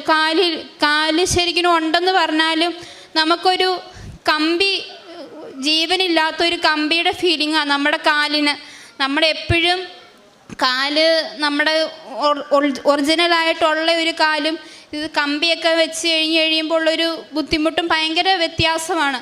അപ്പം ഞാനിങ്ങനെ പല സമയത്ത് ഓർക്കും, ഇങ്ങനെ കാല് കാണുമ്പോൾ ഒരു വിഷമം. അപ്പം ഞാൻ ഓർക്കും, മാതാവേ എൻ്റെ കാല് എന്നിങ്ങനെ ഓർക്കുമ്പോൾ പെട്ടെന്ന് മാതാവിൻ്റെ രൂപം മനസ്സിലേക്ക് വരും, നീ വിഷമിക്കരുത്, നിനക്ക് സുഖപ്പെടും എന്നിങ്ങനെ പറയും. പിന്നെ എല്ലാവരും എന്നോട് പറയും, വിഷമിക്കരുത്, നീ ഉടമ്പടി എടുത്തതല്ലേ, മാതാവ് നിന്നെ കാത്തുകൊള്ളും, നിനക്കൊന്നും പറ്റത്തില്ല കുഞ്ഞെ, കാലിന് പറ്റിയതല്ലേ ഉള്ളൂ, നിനക്ക് രക്ഷപ്പെടും, നീ സുഖമായിട്ട് വരും. അത് കേൾക്കുമ്പോൾ നമുക്കൊരാശ്വാസം. ഞാൻ പിന്നെയും മാതാവിൻ്റെ അടുത്ത് പോകും, മാതാവിൻ്റെ രൂപത്തെ പോയിരുന്ന് പ്രാർത്ഥിക്കും, മാതാവേ എന്നെ കൈവിടരുത്, എനിക്ക് നടക്കാൻ പറ്റണേ എന്ന് ഞാൻ പ്രാർത്ഥിക്കും. മാതാവ് വന്നിരിക്കും ചിരിക്കുന്ന പോലെ എനിക്കിങ്ങനെ തോന്നും. ഞാൻ പിന്നെ അത് വേണ്ടി തിരിച്ചു പോരും, പിന്നെ ബെഡേ വന്നിരിക്കും. നമുക്ക് പെട്ടെന്നുണ്ടായ ഒരു വിഷമം നമുക്ക് പെട്ടെന്ന് മാതാവിനോട് പറയുമ്പോൾ അത് മാറും. അങ്ങനെ തിരിച്ചൊരു ജീവിതം തന്ന മാതാവിന് 1000 നന്ദി. പിന്നെ എനിക്ക് വളരെ നാളത്തെ ഒരു ആഗ്രഹമായിരുന്നു വിദേശത്ത് പോയി ജോലി ചെയ്യണമെന്നുള്ളത്. അതിങ്ങനെ പലതവണ ഇങ്ങനെ നോക്കി വരും, ആലോചിച്ച് വരും. അപ്പോൾ എന്തെങ്കിലും കാരണങ്ങൾ കൊണ്ട് മുടങ്ങിപ്പോകും. അങ്ങനെ എൻ്റെ കല്യാണം കഴിഞ്ഞു, ഒരു കൊച്ചായി. അത് കഴിഞ്ഞപ്പോഴും ഞാനിങ്ങനെ ആഗ്രഹിക്കും, വിദേശത്ത് പോയി ജോലി ചെയ്യണം എന്ന് ഞാനിങ്ങനെ ആഗ്രഹിക്കും. അത് കഴിഞ്ഞ് ഇവിടെ ഉടമ്പടി എടുത്ത് കഴിഞ്ഞ് കഴിഞ്ഞപ്പോൾ ഒരു ഇൻ്റർവ്യൂ വന്നു മസ്കറ്റിലേക്ക്. ഞാനിങ്ങനെ ഇൻ്റർവ്യൂവിന് പോകുന്നതിന് മുന്നേ ഇവിടെ വന്ന് അച്ഛനെ കണ്ടു, അച്ഛൻ പ്രാർത്ഥിച്ചു. ഞാൻ ഇൻ്റർവ്യൂവിന് പോയി. എൻ്റെ കയ്യിൽ ടെക്സ്റ്റോ ഒന്നുമില്ലായിരുന്നു. എൻ്റെ കയ്യിലാകെ ഇവിടുത്തെ ഒരു കൊന്തയും എൻ്റെ കാശുരൂപം മാത്രമേ ഉണ്ടായിരുന്നുള്ളൂ. ഞാനത് പിടിച്ച് പ്രാർത്ഥിക്കുക. അപ്പോൾ എൻ്റെ ചുറ്റും ഇരിക്കുന്ന ഒരു ഫുള്ള് പഠിത്തമാണ്, ലാപ്ടോപ്പിൽ, ടെക്സ്റ്റ് ബുക്കിൽ എല്ലാം പഠിക്കുക. എൻ്റെ കയ്യിൽ ഒന്നുമില്ല. എൻ്റെ കൃപാസന മാതാവിൻ്റെ ഒരു കൊന്തയും ഒരു കാശുരൂപം മാത്രമേ ഉള്ളൂ. ഞാനത് മുറുകെ പിടിക്കും. എല്ലാവരും പഠിക്കുമ്പോൾ ഞാൻ എൻ്റെ ഉള്ളം കൈ തുറന്ന് നോക്കും, മാതാവേ കൈവിടല്ലേ, ഞാൻ പ്രാർത്ഥിക്കും. പിന്നെ കൈ അടച്ചു പിടിക്കും. അപ്പോൾ എല്ലാവരും എന്നോട് ഓരോ സംശയം ചോദിക്കും, പഠിക്കുന്നില്ലേ, നോക്കുന്നില്ലേ. എനിക്ക് സത്യം പറഞ്ഞാൽ എന്താ നോക്കേണ്ടതൊന്നും എനിക്കറിയത്തില്ല. ഞാനൊന്ന് പഠിച്ചിട്ടുണ്ടോയെന്ന് വെച്ചാൽ വീട്ടിൽ വെച്ച് ജസ്റ്റ് നോക്കി, അല്ലാതെ ഇവിടെ വന്നിട്ടൊന്നുമില്ല. അങ്ങനെ ഞാൻ ഇൻ്റർവ്യൂവിന് കയറി. അപ്പോൾ എൻ്റെ ഫ്രണ്ട് കയറിയ ഞാൻ ഇരുന്നിടത്തെ മെൻറ്റേഴ്സ് ഇച്ചിരി ടഫായിരുന്നു. അപ്പോൾ എൻ്റെ ഫ്രണ്ട് കയറിയ 5 പേരെയും ഫെയിലാക്കി. അപ്പോൾ അടുത്തത് ഞാനാണ് പോകുന്നത്. അപ്പോൾ എന്നോട് എൻ്റെ കൂടെയുള്ള ആൾ പറഞ്ഞു, അടുത്തയാൾ നീയാ, നിൻ്റെ അവസ്ഥ എന്താവുമെന്ന് അറിയില്ല, 5 പേരും പോയി എന്ന് പറഞ്ഞു. അന്നേരം ഞാൻ മാതാവിനെ ഒന്ന് നോക്കി കാശുരൂപത്തിലോട്ട് ഞാൻ കൈ അടച്ചു പിടിച്ചു. ഞാൻ പോയി, ഞാൻ ഇൻ്റർവ്യൂവിന് ചെന്നിരുന്നു. അവരെന്നോട് പറഞ്ഞു, ടൈമിങ് സ്റ്റാർട്ട് ചെയ്യുക, 15 മിനിറ്റ്സാണ്, ടൈമർ ഓണാക്കി കഴിഞ്ഞാൽ ഞങ്ങളൊന്നും പറയത്തില്ല എന്ന് പറഞ്ഞു. ഞാൻ ഓക്കെ പറഞ്ഞു. ഇൻ്റർവ്യൂ തുടങ്ങി. എന്തൊക്കെയോ കുറേ ക്വസ്റ്റ്യൻസ് എന്നോട് ചോദിച്ചു. എനിക്കറിയത്തില്ല, എന്നോട് ആരോ പറഞ്ഞു തരുക, ഇങ്ങനെ ഇതെല്ലാം പറയാൻ പറഞ്ഞു തരുക. ഞാൻ അതേപോലെ തന്നെ പറയുന്നു. അത് കഴിഞ്ഞ് പെട്ടെന്ന് ഞാൻ സ്റ്റക്കായിപ്പോയി. ഞാൻ ഓർത്തു എനിക്കിനി പറയാൻ പറ്റത്തില്ലല്ലോ. ഞാൻ പെട്ടെന്ന് കൈ തുറന്നു മാതാവിനെ ഒന്നുകൂടെ മുറുക്കെ പിടിച്ചു. ഞാൻ പറയാൻ തുടങ്ങി. അപ്പോൾ അവരെന്നോട് പറഞ്ഞു, കുഴപ്പമില്ല, പറയാൻ തുടങ്ങിക്കോ. ഞാൻ പിന്നെ പറയാൻ തുടങ്ങി. അത് കഴിഞ്ഞ് 15 മിനിറ്റ്സായി, ടൈമർ ഓഫായി. അപ്പോൾ അവരെന്നോട് പറഞ്ഞു, ഞങ്ങൾ ഇത്രയും ഇൻ്റർവ്യൂ എടുത്തിട്ട് ഞാൻ ഇത്രയും നല്ലൊരു ഇൻ്റർവ്യൂ അറ്റൻഡ് ചെയ്തിട്ടില്ല. അത്ര നന്നായിട്ട് നീ പെർഫോം ചെയ്തു. നീ ഒന്നുകൊണ്ട് പേടിക്കണ്ട, യു ആർ ഓൾറെഡി സെലക്റ്റഡ് എന്ന് പറഞ്ഞു. ഞാൻ ശരിക്കും എനിക്കറിയത്തില്ല. ഞാൻ അവിടെ ഇരുന്ന് കരഞ്ഞുപോയി. ഞാൻ മാതാവിനോട് പ്രാർത്ഥിച്ചു. പക്ഷേ ഇത്രയും എന്നെ മാതാവ് സഹായിക്കുമെന്ന് ഞാൻ ഒരിക്കലും പ്രതീക്ഷിച്ചില്ല. പ്രതീക്ഷകൾക്ക് അപ്പുറം എന്നെ മാതാവ് സഹായിച്ചു. എനിക്കൊരു വെപ്രാളവോ ഒന്നും എനിക്ക് തോന്നിയില്ല. ഞാൻ അവർ ചോദിക്കുന്നു, അപ്പം തന്നെ ആൻസർ പറയുന്നു. എനിക്കറിയത്തില്ല എങ്ങനെയാണ് വരുന്നതെന്ന് എനിക്കറിയത്തില്ല. മാതാവ് പുറകെ നിന്ന് പറഞ്ഞു തരുന്നതായിരിക്കും ചിലപ്പം. ഞാനത് അങ്ങനെ പറഞ്ഞു. അവരെൻ്റെ ഫോമിൽ 3 സ്റ്റാർ ഇട്ട് തന്നു. അപ്പം ഞാൻ ഓർത്തി വേറെ ആരുടെയും പേപ്പറിൽ ഇങ്ങനെ വര കണ്ടിട്ടില്ല. അപ്പം ഞാൻ ഓർത്ത് ഇതെന്താണ് അപ്പോൾ എൻ്റെ പേപ്പറെ മാത്രം. അപ്പം ഞാൻ അവിടെ കൊണ്ടുപോയി ഒരു അഡ്മിനിസ്ട്രേഷനിൽ കാണിച്ചു. അപ്പോൾ അവർ പറഞ്ഞു, നിൻ്റെ പെർഫോമൻസ് കണ്ടിട്ട് അവർ നിനക്ക് 3 സ്റ്റാർ ഇട്ടിരിക്കുന്നത്, നീ അത്രയും എക്സലൻ്റാണ്, അതുകൊണ്ടാണ്, നീ ഒന്നുകൊണ്ട് പേടിക്കേണ്ട എന്ന് പറഞ്ഞു. അപ്പോൾ എനിക്കറിയത്തില്ല ഇതിൽ ഫാമിലി വിസ ഉണ്ടെന്നോ ഒന്നും എനിക്കറിയത്തില്ല. ഞാൻ എന്നും അവിടെ ചെന്നു. ലാസ്റ്റ് ഒരു കൗണ്ടറുണ്ട്, അവിടെയാണ് നമുക്ക് എക്സ്പ്ലനേഷനൊക്കെ തരുന്നത്. അപ്പോൾ അവരെന്നോട് പറഞ്ഞു, നിങ്ങൾക്ക് ഫാമിലി വിസയുണ്ട് കേട്ടോ, അപ്പോൾ അതിൻ്റെ കൂടെ ഒരു പേപ്പറിൽ സൈൻ ചെയ്യണം. അപ്പം ഞാൻ ഓർത്ത് ഇതൊന്നും എൻ്റെ അടുത്ത് പറഞ്ഞില്ലല്ലോ. അപ്പം ഇതെങ്ങനെ? അപ്പം എൻ്റെ ഫ്രണ്ട് ഇത് ചേച്ചിയോട് ഞാൻ ചോദിച്ചു, ചേച്ചി ഇങ്ങനെ പറയുന്നു, ഇത് ശരിയാണോ? അപ്പോൾ അവർ പറഞ്ഞു, അതെ മോളെ, എനിക്കറിയത്തില്ലായിരുന്നു, ഇപ്പോഴാണ് ഞാനും അറിഞ്ഞത് എന്ന് പറഞ്ഞു. ഞാൻ അവിടെ വെച്ച് പേപ്പറിൽ സൈൻ ചെയ്തു. എനിക്കൊരു ആഗ്രഹം ഉണ്ടായിരുന്നു, പോകുമ്പോൾ എല്ലാവരുമായിട്ട് പോകണം. തന്നെ നിൽക്കുമ്പം കൊച്ചും ചെറുതായിരുന്നു. അപ്പോൾ എനിക്ക് ഭയങ്കര വിഷമമായിരുന്നു. പക്ഷെ ഞാൻ മാതാവിനോട് പ്രാർത്ഥിച്ചിട്ടൊന്നുമില്ല. എങ്കിലും വിദേശത്ത് പോകണം എന്നുള്ള ആഗ്രഹം മാത്രമേ ഞാൻ മാതാവിനോട് പറഞ്ഞിട്ടുണ്ടായിരുന്നുള്ളൂ. അത് കഴിഞ്ഞ് ഞാൻ സൈൻ ചെയ്തു. ഞാൻ ചെന്ന് 6 മാസത്തിനുള്ളിൽ എനിക്ക് എൻ്റെ ഹസ്ബൻഡിനെയും കൊച്ചിനെയും വിദേശത്തേക്ക് കൊണ്ടുപോകാൻ പറ്റി. ഞങ്ങളങ്ങനെ ഫാമിലിയായിട്ട് അവിടെ താമസിക്കുമായിരുന്നു. പിന്നെ പ്രോമെട്രിക് എക്സാമിന് പോയി. അന്നേരം ഈ കാശ് രൂപം കൊന്തയും മാത്രമേ എൻ്റെ കയ്യിലുള്ളൂ. ഞാൻ അന്നേരം മുറുക്കെ പിടിക്കും. മനസ്സിന് വിഷമം വരുമ്പം കാശ് രൂപം മുറുക്കെ പിടിക്കും. അപ്പം മാതാവ് നമ്മളെ ചേർത്ത് നിർത്തുന്നൊരു തോന്നൽ എനിക്കുണ്ടാകും. ഞാൻ ആ സമയത്ത് മുറുക്കെ പിടിച്ച് പ്രാർത്ഥിക്കും. ഓരോ കമ്പ്യൂട്ടറിലായിരുന്നു എക്സാം. ഓരോ എക്സാമിൻ്റെ ആൻസറും ചെയ്ത് കഴിയുമ്പോൾ ഞാൻ പ്രാർത്ഥിക്കും, മാതാവേ അമ്മയുടെ സാക്ഷിയായി എന്നെ ഉയർത്തണേ എന്ന് പ്രാർത്ഥിച്ചിട്ട് അടുത്ത ബട്ടൺ ക്ലിക്ക് ചെയ്യും. അപ്പോൾ ആ ക്വസ്റ്റ്യനും ഏകദേശം അറിയാവുന്നതായിരിക്കും. അപ്പോൾ തന്നെ ആൻസർ ചെയ്യും. പിന്നെ ഞാൻ പ്രാർത്ഥിക്കും, മാതാവേ അമ്മയുടെ സാക്ഷിയാക്കി എന്നെ ഉയർത്തണേ, എന്നെ കൈവിടരുതേ മാതാവേ എന്ന് ഞാൻ പ്രാർത്ഥിക്കും. പിന്നെ ഞാൻ അടുത്ത ക്വസ്റ്റ്യൻ ചെയ്യും. അങ്ങനെ ക്വസ്റ്റ്യൻ എല്ലാം ചെയ്ത് കഴിഞ്ഞു. അപ്പോൾ സബ്മിറ്റ് എന്ന് പറയുന്ന ഓപ്ഷൻ ഞെക്കിയാലേ മാർക്ക് വരുവുള്ളൂ. അപ്പോൾ അത് ഞെക്കാനൊരു പേടിയാണ്. മാതാവ് എന്തായിരിക്കും? അന്നേരം ഉള്ളിലുണ്ട്, എന്തിനാ പേടിക്കുന്ന, മാതാവ് ഉണ്ടല്ലോ. പിന്നെ ഞാൻ വിശ്വാസപ്രമാണം ചൊല്ലി സബ്മിറ്റ് ചെയ്തു. അപ്പോൾ നല്ല മാർക്ക് തന്ന മാതാവ് എന്നെ സഹായിച്ചു.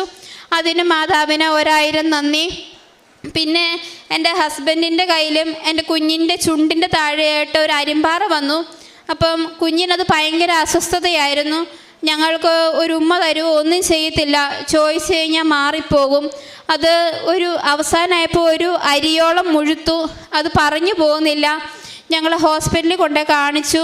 അപ്പോൾ അവർ പറഞ്ഞു 28 തരം അരിമ്പാറകളുണ്ട്, അതിലൊരു തരം അരിമ്പാറയാണിത്. ഇത് 5 വയസ്സ് കഴിഞ്ഞാൽ ഓപ്പറേഷൻ ചെയ്ത് കളയാം, അല്ലാതെ പോകത്തില്ല എന്ന് പറഞ്ഞു. ഞങ്ങൾക്ക് ഭയങ്കര വിഷമമായിരുന്നു.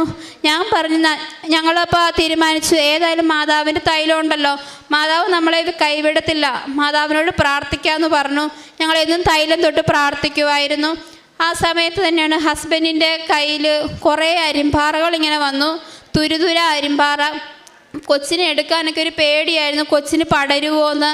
അത് കഴിഞ്ഞ് ഞങ്ങൾ എന്നും പ്രാർത്ഥിക്കും, തൈലം തൊട്ട് വിശ്വാസപ്രമാണം ചൊല്ലി പ്രാർത്ഥിക്കും. മാതാവ് കൈവിടത്തില്ല എന്നൊരു ഉറപ്പുണ്ടായിരുന്നു. ആ വിശ്വാസം ഞങ്ങളെ മുൻപോട്ട് നടത്തി. ആ സമയത്ത് ഞങ്ങൾ ഈ കൃപാസനത്തിലെ സാക്ഷ്യങ്ങൾ കാണും. അന്നേരം എല്ലാം കുറേ ഇങ്ങനെ അരിമ്പാറകൾ മാറി എന്നുള്ള സാക്ഷ്യങ്ങളായിരിക്കും ഞങ്ങൾക്ക് കാണുന്നത്. അപ്പം ഞങ്ങൾ ഓർക്കും, മാതാവ് തരുന്ന സാക്ഷ്യങ്ങളാണ്, നമ്മുടെ അരിമ്പാറയും മാറും, നമ്മളും സാക്ഷ്യം പറയും.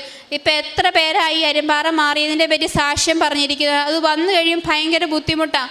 ഞങ്ങളങ്ങനെ എന്നും പ്രാർത്ഥിച്ചതിൻ്റെ ഫലമായി 7-ാം ദിവസം ഇങ്ങനെ പൊറ്റം പോലെ കറുത്ത് വന്നിട്ട് തന്നെ അതങ്ങ് പൊഴിഞ്ഞു പോയി. എങ്ങനെയെന്ന് അറിയത്തില്ല, ചൊറിച്ചിലില്ല, ഒരു കുഴപ്പവും ഇല്ല. രാവിലെ എണീറ്റുമ്പോൾ പൊറ്റം പോലെ വന്നു. പതുക്കെ ചുരണ്ടി നോക്കിയപ്പോഴത്തേക്കും അതങ്ങ് പൊഴിഞ്ഞു പോയി. കൊച്ചിനെ കുളിപ്പിച്ച സമയത്ത് തോർത്തുകൊണ്ട് മുഖം ഒപ്പിയപ്പോൾ അത് തന്നെ അങ്ങ് പൊഴിഞ്ഞു പോയി. കൊച്ചിനൊരു വേദനയോ ഒന്നും തോന്നിയില്ല. അത് കൊച്ചിനത് ഭയങ്കര സന്തോഷമായിരുന്നു. എപ്പോഴും അതേ പിടിക്കുമായിരുന്നു. ഭക്ഷണം കഴിച്ചു കഴിഞ്ഞാൽ മുഖം കഴിക്കുമ്പോഴൊക്കെ അതൊരു ബുദ്ധിമുട്ടായിരുന്നു. അതെല്ലാം മാതാവ് ഞങ്ങൾക്ക് മാറ്റി തന്നു. മാതാവിനോടുള്ള ഉറച്ച വിശ്വാസം, മാതാവ് ഞങ്ങളെ കൈവിട്ടില്ല. ഞങ്ങളുടെ ആഗ്രഹങ്ങളെല്ലാം മാതാവ് സാധിച്ചു തന്നു. മാതാവിനും ഈശോയ്ക്കും തിരുക്കുമാരനും 1000 നന്ദി. കാരുണ്യപ്രവർത്തികൾ ഞങ്ങൾ ഇവിടുന്ന് പത്രം കിട്ടുമ്പം പത്രം ഞങ്ങളെല്ലാവർക്കും വിതരണം ചെയ്യും. പാവങ്ങളെ സഹായിക്കും. ഭക്ഷണമില്ലാത്തവർക്ക് ഭക്ഷണം മേടിച്ചു കൊടുക്കും. പിന്നെ എൻ്റെ ഫ്രണ്ട്സൊക്കെ ഉണ്ടായിരുന്നു. ഞാൻ സാക്ഷ്യം കേട്ട് കഴിയുമ്പോൾ ഞാൻ അവർക്കൊക്കെ സാക്ഷ്യം അയച്ചു കൊടുക്കും. അപ്പോൾ അവർ എന്നോട് ചിലപ്പോൾ വിഷമങ്ങളൊക്കെ പറയുന്ന സമയത്ത് ചിലപ്പോൾ ഞാൻ സാക്ഷ്യം കണ്ടുകൊണ്ടിരിക്കുമ്പോൾ അതേ വിഷമങ്ങളുള്ളവർ ഇവിടെ സാക്ഷ്യം പറയുന്നത് ഞാൻ കേട്ടിട്ടുണ്ട്. അപ്പോൾ ഞാൻ പറയും, ചേച്ചി ഈ സാക്ഷ്യം ഒന്ന് കേട്ട് നോക്ക്, ചേച്ചി കേട്ട് പ്രാർത്ഥിക്ക് എന്ന് പറയും. അങ്ങനെ അവരത് കേൾക്കും. അങ്ങനെ 3-4 പേര് ഇവിടെ വന്ന്, എൻ്റെ കൂട്ടത്തിലുള്ളവർ വന്ന് ഇവിടെ വന്ന് ഉടമ്പടി എടുത്തു. അവരും പറഞ്ഞു, ഉടമ്പടി എടുത്തു കഴിയുമ്പോൾ നമുക്കൊരു ആശ്വാസമാണ്, നമുക്കൊരു ബലമാണ്. നമ്മുടെ കൂടെ ആരോ ഉണ്ട്, നമ്മുടെ മാതാവ് നമ്മുടെ കൂടെ ഉണ്ട്. നമുക്കൊന്നും സംഭവിക്കില്ല, നമ്മുടെ കൂടെ എന്ത് വന്നാലും മാതാവ് ഉണ്ട് എന്നൊരു ബലം നമുക്കുണ്ട്. വച്ചേ അതുകൊണ്ട് കൊച്ച് ഞാൻ ഈ പറഞ്ഞു തന്നതിന് ഒരുപാട് നന്ദിയുണ്ട് എന്നൊക്കെ എന്നോട് പറയാറുണ്ട്. സങ്കീർത്തനത്തിൻ്റെ 119:40 നമ്മൾ ഇങ്ങനെ കാണുന്നുണ്ട്, ഇതാ അങ്ങയുടെ പ്രമാണങ്ങളെ ഞാൻ അഭിലഷിക്കുന്നു, അങ്ങയുടെ നീതിയാൽ എന്നിൽ പുതുജീവൻ പകരണമേ. മാലു മാത്യു എന്ന സഹോദരിയാണ് നമ്മളോട് തൻ്റെ ജീവിതത്തിലുണ്ടായ ഉടമ്പടി അനുഭവ സാക്ഷ്യം ഇപ്പോൾ പങ്കുവച്ചത്. മരണത്തെ മുഖാഭിമുഖം കണ്ട് ജീവനിലേക്ക് തിരിച്ചു വന്ന ഒരു സഹോദരി ജീവനോടെ നമ്മുടെ മുൻപിൽ നിന്ന് സാക്ഷ്യം പറയുമ്പോൾ അത് ഉടമ്പടിയുടെ ഒരു വലിയ സാക്ഷ്യമായിട്ട് തന്നെ നമുക്ക് കാണുവാനായിട്ട് സാധിക്കുന്നു എന്നുള്ളതാണ്. തൻ്റെ ഉടമ്പടി ജീവിതത്തിൽ താൻ ആയിരിക്കുമ്പോൾ വിശ്വസ്തത പുലർത്തുമ്പോൾ തനിക്ക് മാതാവ് തന്ന നന്മകളെക്കുറിച്ചാണ് ഈ സഹോദരി പറഞ്ഞത്. നമ്മൾ കേട്ടു, 5 പേര് ഒന്നിച്ച് യാത്ര ചെയ്യുമ്പോൾ 3 പേര് മരണപ്പെടുന്നു, എന്നാൽ 2 പേര് രക്ഷപ്പെടുന്നു. ആ 2 പേരും പരിശുദ്ധ അമ്മയുമായിട്ട് ഉടമ്പടി ചെയ്ത വ്യക്തികളായിരുന്നു എന്നാണ് ഈ സഹോദരി പറഞ്ഞത്. അതുപോലെ തന്നെ തൻ്റെ ഇൻ്റർവ്യൂവിൻ്റെ സമയത്ത് പരിശുദ്ധ അമ്മ തന്നോട് കൂടെ ആയിരിക്കുകയും തനിക്ക് മെറിറ്റ് ഇല്ലായിരുന്നിട്ടും not my merit but my grace എന്ന ആ ഒരു പ്രിൻസിപ്പളിൻ്റെ അടിസ്ഥാനത്തിൽ പരിശുദ്ധ അമ്മ പ്രവർത്തിക്കുന്നത് നമുക്ക് കാണുവാനായിട്ട് സാധിക്കുന്നു. ഒരു മെറിറ്റും ഇല്ലായിരുന്നിട്ടും പരിശുദ്ധ അമ്മ തൻ്റെ കൂടെ ആയിരുന്നുകൊണ്ട് ദൈവകുമാരൻ്റെ കൃപയാൽ ഈ സഹോദരിക്ക് സംരക്ഷണം നൽകി ഈ സഹോദരിയെ കാത്തുപരിപാലിച്ചു എന്നുള്ളതാണ് ഈ സഹോദരി നമ്മളോട് പങ്കുവയ്ക്കുന്ന സാക്ഷ്യം. പരിശുദ്ധ അമ്മയുടെ കാശുരൂപവും ഉടമ്പടി തൈലവുമൊക്കെ ജീവിതത്തിൽ ഉടനീളം ഉപയോഗിക്കുമ്പോൾ ഈ സഹോദരിയുടെ ജീവിതത്തിൽ അത് വലിയ സംരക്ഷണമായിട്ട്, കരുതലായിട്ട്, കാവലായിട്ട് കടന്നു വരുന്നു എന്നുള്ളതാണ്. അതുകൊണ്ട് നമുക്ക് ഈ സഹോദരിയോടൊപ്പം ഈശോയ്ക്കും പരിശുദ്ധ കന്യകാമറിയത്തിന് നന്ദി പറയാം. ഇനിയുള്ള ജീവിതകാലം കൂടുതൽ വിശ്വാസത്തോട് ഇവർ ജീവിക്കുവാനായിട്ട് നമുക്ക് പ്രാർത്ഥിക്കാം. അതോടൊപ്പം തന്നെ ഇവരുടെ സാക്ഷ്യത്തെ പ്രതി, ഇവരുടെ ഉടമ്പടി ജീവിത സാക്ഷ്യത്തെ പ്രതി പരിശുദ്ധ അമ്മയ്ക്കും തിരുക്കുമാരനും നന്ദി പറഞ്ഞുകൊണ്ട് നമുക്ക് കരങ്ങളടി. എൻ്റെ പേര് റെജി പൗലോസ്. ഞങ്ങൾ കൊരട്ടി സെൻറ്റ് മേരീസ് ഫൊറോൻ ഇടവകയിൽ നിന്ന് വരുന്നു. ഇത് എൻ്റെ 2ാമത്തെ സാക്ഷ്യമാണ്. ഇത് എൻ്റെ മകൻ ഫ്രെഡി പൗലോസ്. ഇത് എൻ്റെ മകൻ്റെ ഭാര്യ ഗ്രേസ് മേരി ജോൺ. ഇവർക്ക് കിട്ടിയ 2019 മെയ് മാസത്തിലാണ് ഞാനിവിടെ ആദ്യമായി വന്ന് ഉടമ്പടി എടുത്തത്. ഉടമ്പടി എടുക്കാനുണ്ടായ കാരണം എൻ്റെ മകൻ്റെ ഭാര്യയ്ക്ക് കുവൈറ്റിലേക്ക് പോകാൻ, മകൻ്റെ അടുത്തേക്ക് പോകാൻ വേണ്ടി വിസയ്ക്ക് വെച്ചിരുന്നു. പക്ഷേ വിസ കിട്ടിയെങ്കിലും അത് അവിടെ ചെന്ന് ജോലിയൊക്കെ ശരിയാവാൻ വേണ്ടി വേറൊരു നല്ല ജോലിക്കൊക്കെ ട്രൈ ചെയ്തു. പക്ഷേ വിസ ട്രാൻസ്ഫർ ആവുന്നുണ്ടായിരുന്നില്ല. ഞാൻ എൻ്റെ നിയോഗങ്ങളിൽ ഞാൻ 2-3 പുതുക്കലിനൊക്കെ ഞാൻ എൻ്റെ നിയോഗങ്ങളിൽ ഇവളുടെ കാര്യങ്ങളൊക്കെ ഞാൻ വെച്ചു, ഒത്തിരി പ്രാർത്ഥിച്ചു. പക്ഷേ നടക്കണുണ്ടായിരുന്നില്ല. ഞാൻ പ്രാർത്ഥിക്കുന്നുണ്ട്, ഒത്തിരി എല്ലാ കാര്യങ്ങളും ചെയ്യുന്നുണ്ട്, പക്ഷെ നടക്കുന്നുണ്ട്. പിന്നെ അവസാനം ഞാൻ മാതാവിനോട് പറഞ്ഞു, മാതാവേ ഞാൻ ഇനി എൻ്റെ കാര്യങ്ങളൊന്നും വെക്കില്ല, എൻ്റെ വീട്ടിലെ ഒരു കാര്യവും ഞാൻ വെക്കുന്നില്ല, ഞാനെല്ലാം മറ്റുള്ളവർക്ക് വേണ്ടിയാണ് ഞാൻ വെക്കണുള്ളൂ, മാതാവിന് ഇഷ്ടമുണ്ടെങ്കിൽ തന്നാൽ മതി എന്ന് ഞാൻ പറഞ്ഞു പ്രാർത്ഥിച്ചു. അങ്ങനെ കഴിഞ്ഞ 2 കാര്യങ്ങൾ ഞാൻ ഇവളുടെ കാര്യവും എൻ്റെ മകൾക്ക് വിദേശത്തേക്ക് പോകാനുള്ള കാര്യങ്ങളും ഞാൻ വെച്ചേ ഇല്ല. ആദ്യത്തെ 2-3 മാസങ്ങളിൽ മാത്രമേ ഞാൻ വെച്ചുള്ളൂ. പിന്നെ ഇത് വെച്ചില്ല. പിന്നെ ബാക്കിയുള്ളവരുടെ നാട്ടിലെ അല്ലെങ്കിൽ എനിക്ക് അറിയാത്തവരുടെ കാര്യങ്ങളൊക്കെയാണ് അനാഥാലയത്തിൽ പോകാനുള്ള അവിടുത്തെ അമ്മച്ചിമാരുടെയൊക്കെയാണ് ഞാൻ വെച്ചത്. അങ്ങനെ ഈ കഴിഞ്ഞ മെയ് മാസത്തിൽ അവളുടെ വിസ 1 കൊല്ലമായിട്ട് ട്രൈ ചെയ്തുകൊണ്ടിരുന്ന വിസ, ട്രാൻസ്ഫറിന് വേണ്ടി ട്രൈ ചെയ്തിരുന്ന വിസ ഈ കഴിഞ്ഞ മെയ്യിലാണ് നടന്നു കിട്ടിയത്. 2 കാര്യങ്ങളും മകളുടെ വിദേശത്തേക്ക് പോകാനുള്ളതും നടന്നു കിട്ടി. അത് അവൾ ഇവിടെ വന്ന് സാക്ഷ്യം പറഞ്ഞിട്ടുണ്ട്. ഇത് ഇവൾക്ക് ഞാൻ മൈക്ക് കൊടുക്കുകയാണ്. ഇവൾ തന്നെ അത് ഡീറ്റെയിൽ ആയിട്ട് പറയും. ഞാൻ ഉടമ്പടി എടുത്തത് 2022 ഡിസംബറിലാണ്. എനിക്ക് വിസ എടുത്തപ്പോൾ മെഡിക്കൽ ചെയ്തപ്പോൾ അതിന് മെഡിക്കലൊരു ഇഷ്യൂ ഉണ്ടായിരുന്നു. അപ്പോൾ എൻ്റെ മദർ ലോ പറഞ്ഞിട്ടാണ് ഞാൻ ഉടമ്പടി എടുത്തത്. അങ്ങനെ ഉടമ്പടി എടുത്ത് നെക്സ്റ്റ് വീക്ക് തന്നെ എനിക്ക് വേറൊരു മെഡിക്കലിന് അപ്പോയിൻമെൻറ്റ് കിട്ടി. എൻ്റെ മെഡിക്കൽ പാസ്സാവുകയും എനിക്ക് കുവൈറ്റിലേക്ക് പോകാനുള്ള വിസ ശരിയാവുകയും ചെയ്തു. അങ്ങനെ ഞാൻ കുവൈറ്റിൽ പോയപ്പോൾ ഉടമ്പടി എടുത്തപ്പോൾ ഇവിടെ ചെയ്തിട്ടുണ്ടായിരുന്ന കാര്യങ്ങളെല്ലാം ഉഴപ്പി അവിടെ പോയി ആകെ ഉഴപ്പലായി. അങ്ങനെ 1 മാസം കഴിഞ്ഞ് ഫെബ്രുവരിയിൽ എനിക്ക് അവിടെ ഒരു ടെമ്പററി ആയിട്ട് ജോലി കിട്ടി, ലീവ് വേക്കൻസിയിൽ. അങ്ങനെ ഞാൻ ജോലിക്ക് പോയി. അപ്പോൾ എനിക്ക് തോന്നി കുഴപ്പമൊന്നുമില്ലല്ലോ, എല്ലാം നൈസായിട്ട് നടക്കുന്നുണ്ട്, ഒരു പ്രശ്നവുമില്ല. അങ്ങനെ ആ ജോലിയിൽ പോയി. അവിടെ പക്ഷേ ടെമ്പററി ആയ കാരണം എനിക്ക് വേറെ ജോലി നോക്കണം. അങ്ങനെ ഞാൻ വേറെ ജോലിക്ക് ഇൻ്റർവ്യൂവിനൊക്കെ പോകുന്നുണ്ടായിരുന്നു. അതിനിടയിൽ ആ ഓഫീസിൽ വേറെ ഒരു കമ്പനിയിലത്തെ സാറ് വന്നപ്പോൾ എന്നോട് എൻ്റെ റെസ്യൂമും കാര്യങ്ങളൊക്കെ ചോദിച്ചു. അപ്പോൾ ഞാനത് കൊടുത്തു. അതിനുശേഷം ഞാൻ വേറൊരു ഇൻ്റർവ്യൂവിന് പോയി. എനിക്ക് അവിടെ ജോലി കിട്ടി. അവിടേക്ക് ജോലിക്ക് കയറണ അന്ന് അവരെന്നെ വിളിച്ചു പറഞ്ഞു, നിങ്ങൾക്ക് ഇവിടെ ജോയിൻ ചെയ്യാൻ പറ്റില്ല, നിങ്ങളുടെ വിസ ട്രാൻസ്ഫർ ചെയ്താൽ മാത്രമേ ഇവിടെ ജോയിൻ ചെയ്യാൻ പറ്റുള്ളൂ, അല്ലെങ്കിൽ ഈ കമ്പനിയിൽ ജോയിൻ ചെയ്യാൻ പറ്റില്ല എന്ന് പറഞ്ഞു. അപ്പോൾ ഞാൻ പറഞ്ഞു ഓക്കെ, വിസ ട്രാൻസ്ഫർ ചെയ്യാം. അങ്ങനെ വിസ ട്രാൻസ്ഫർ ചെയ്യാൻ വേണ്ടിയിട്ട് ഞാൻ വിസ എടുത്ത് ഇങ്ങോട്ട് വന്ന ആ കുവൈറ്റി സ്പോൺസറിനെ സമീപിച്ചപ്പോൾ അയാൾ പറഞ്ഞു, നിങ്ങളുടെ വിസ ട്രാൻസ്ഫർ ചെയ്യാൻ പറ്റില്ല, കമ്പനിയുടെ ഫയൽ ബ്ലോക്കാണ്, നിങ്ങൾക്കൊന്നും ചെയ്യാൻ പറ്റില്ല. അയാൾ പറഞ്ഞു ഞാൻ ട്രൈ ചെയ്യാം, നിങ്ങൾ വെയിറ്റ് ചെയ്യുമെന്ന് പറഞ്ഞു. അങ്ങനെ 3 മാസത്തോളം അതിന് വേണ്ടി ട്രൈ ചെയ്തു. ആ 3 മാസം ഞങ്ങൾക്ക് ഭയങ്കര കഠിനമായ ദിവസങ്ങളായിരുന്നു. ഞങ്ങൾ കുറേ പ്രാർത്ഥിച്ചു, കുറേ കരഞ്ഞ് പ്രാർത്ഥിച്ചു. അവസാനം ജോലി കിട്ടാണ്ടായപ്പോൾ ഞാനും ഭർത്താവും കൂടെ ഒരുമിച്ച് കുടുംബ പ്രാർത്ഥനകളെല്ലാം മുട്ടുകുത്തി കൈവിരിച്ച് നിയോഗങ്ങളൊക്കെ ചൊല്ലി ആണ് പ്രാർത്ഥിച്ചത്. അങ്ങനെ പ്രാർത്ഥിച്ചപ്പോഴാണ് എനിക്ക് തോന്നിയത് എൻ്റെ റെസ്യൂം വാങ്ങിക്കൊണ്ടുവന്ന സാറ്, ആ സാറിൻ്റെ നമ്പർ ചോദിക്കാം, ആ സാറിനൊന്ന് വിളിച്ച് ചോദിക്കാം ജോലി വല്ലതുണ്ടോ, കിട്ടോ, എൻ്റെ വിസ ഈ പ്രോബ്ലമാണ്, അപ്പോൾ എനിക്ക് ആ പ്രോബ്ലം നിൽക്കുമ്പോൾ തന്നെ ജോലി കിട്ടുമോ എന്ന് ചോദിക്കാൻ വേണ്ടി ഞാൻ ആ സാറിനെ വിളിച്ചു. അപ്പോൾ സാറ് പറഞ്ഞു നാളെ വായോ, നമുക്കൊരു ഇൻ്റർവ്യൂ ചെയ്യാം, എന്നിട്ട് നോക്കാമെന്ന് പറഞ്ഞു. അങ്ങനെ ഞാനും ഹസ്ബൻഡും കൂടെ പിറ്റേ ദിവസം ആ സാറിൻ്റെ കമ്പനിയിലേക്ക് പോയി. സാർ ഇൻ്റർവ്യൂ ചെയ്തു. അങ്ങനെ സാറ് പറഞ്ഞു കുഴപ്പമില്ല, 3 മാസം പ്രൊബേഷൻ പീരീഡ് എന്നിട്ട് നമുക്ക് നോക്കാം അങ്ങനെ പറഞ്ഞു. അപ്പോൾ ഞാൻ ഓക്കെ എന്ന് പറഞ്ഞ് പോയി. അപ്പോൾ മാതാവ് എന്നെ അനുഗ്രഹിച്ചു. 3 മാസം എനിക്ക് അവിടെ പ്രൊബേഷൻ പീരീഡിൽ ജോലി കിട്ടി.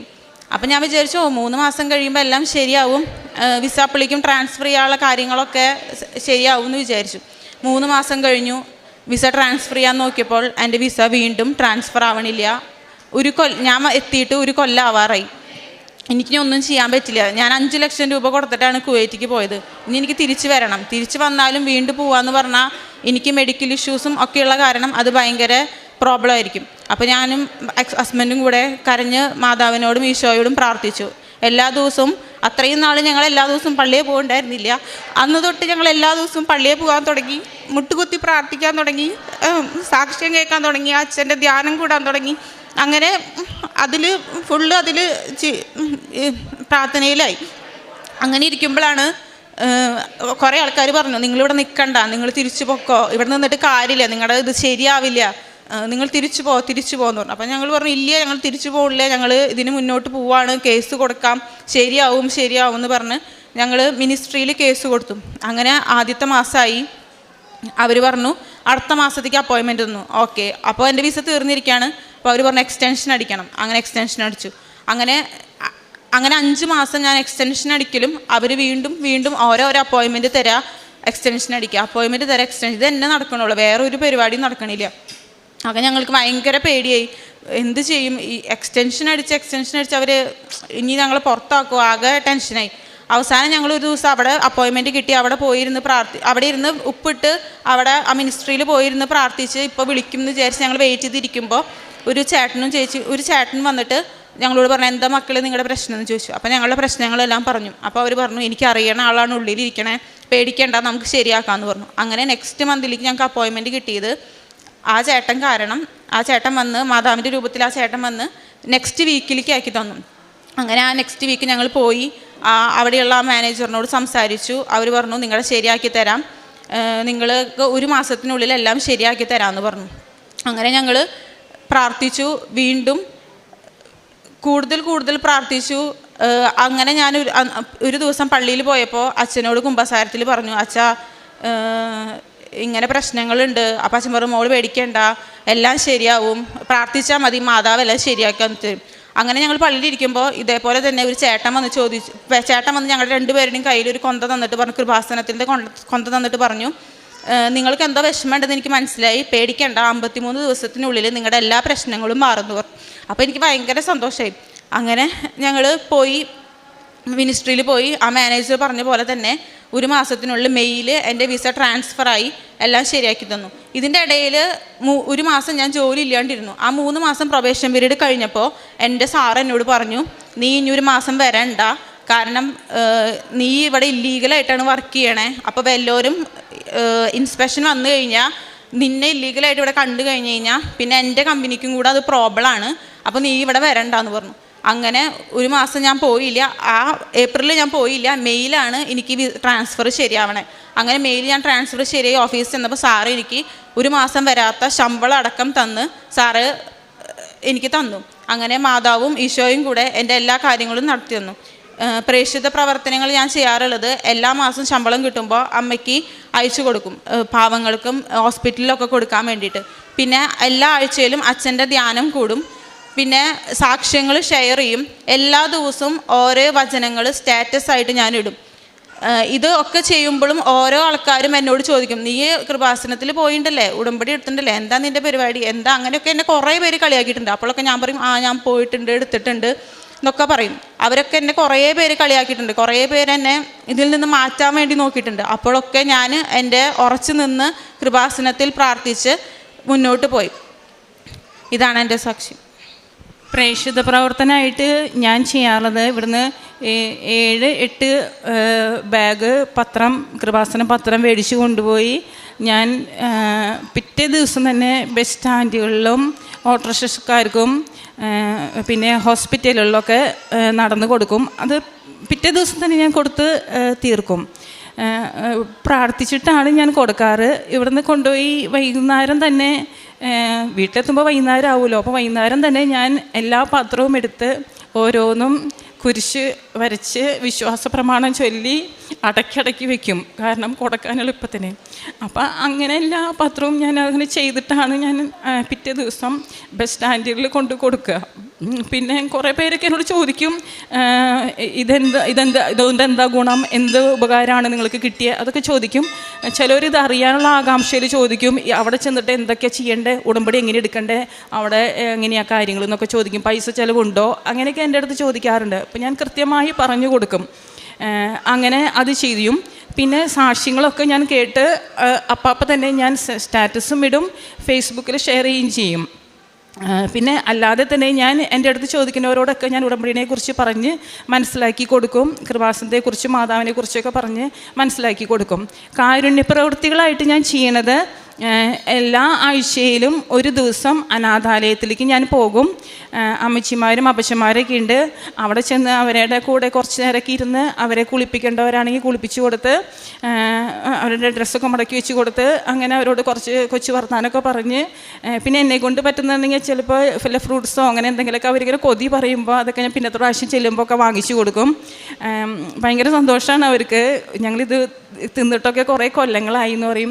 ചിലപ്പോൾ പറയും, ഞങ്ങളുടെ വീട്ടുകാരൊക്കെ വന്ന് ഞങ്ങളെ നോക്കിയിട്ടും കണ്ടിട്ടൊക്കെ കുറേ കൊല്ലങ്ങളായി, കുറേ നാളുകളായി, നിങ്ങളെ കാണുമ്പോൾ ഞങ്ങൾക്ക് ഭയങ്കര സന്തോഷം, അതൊക്കെ അങ്ങനെ പറയും.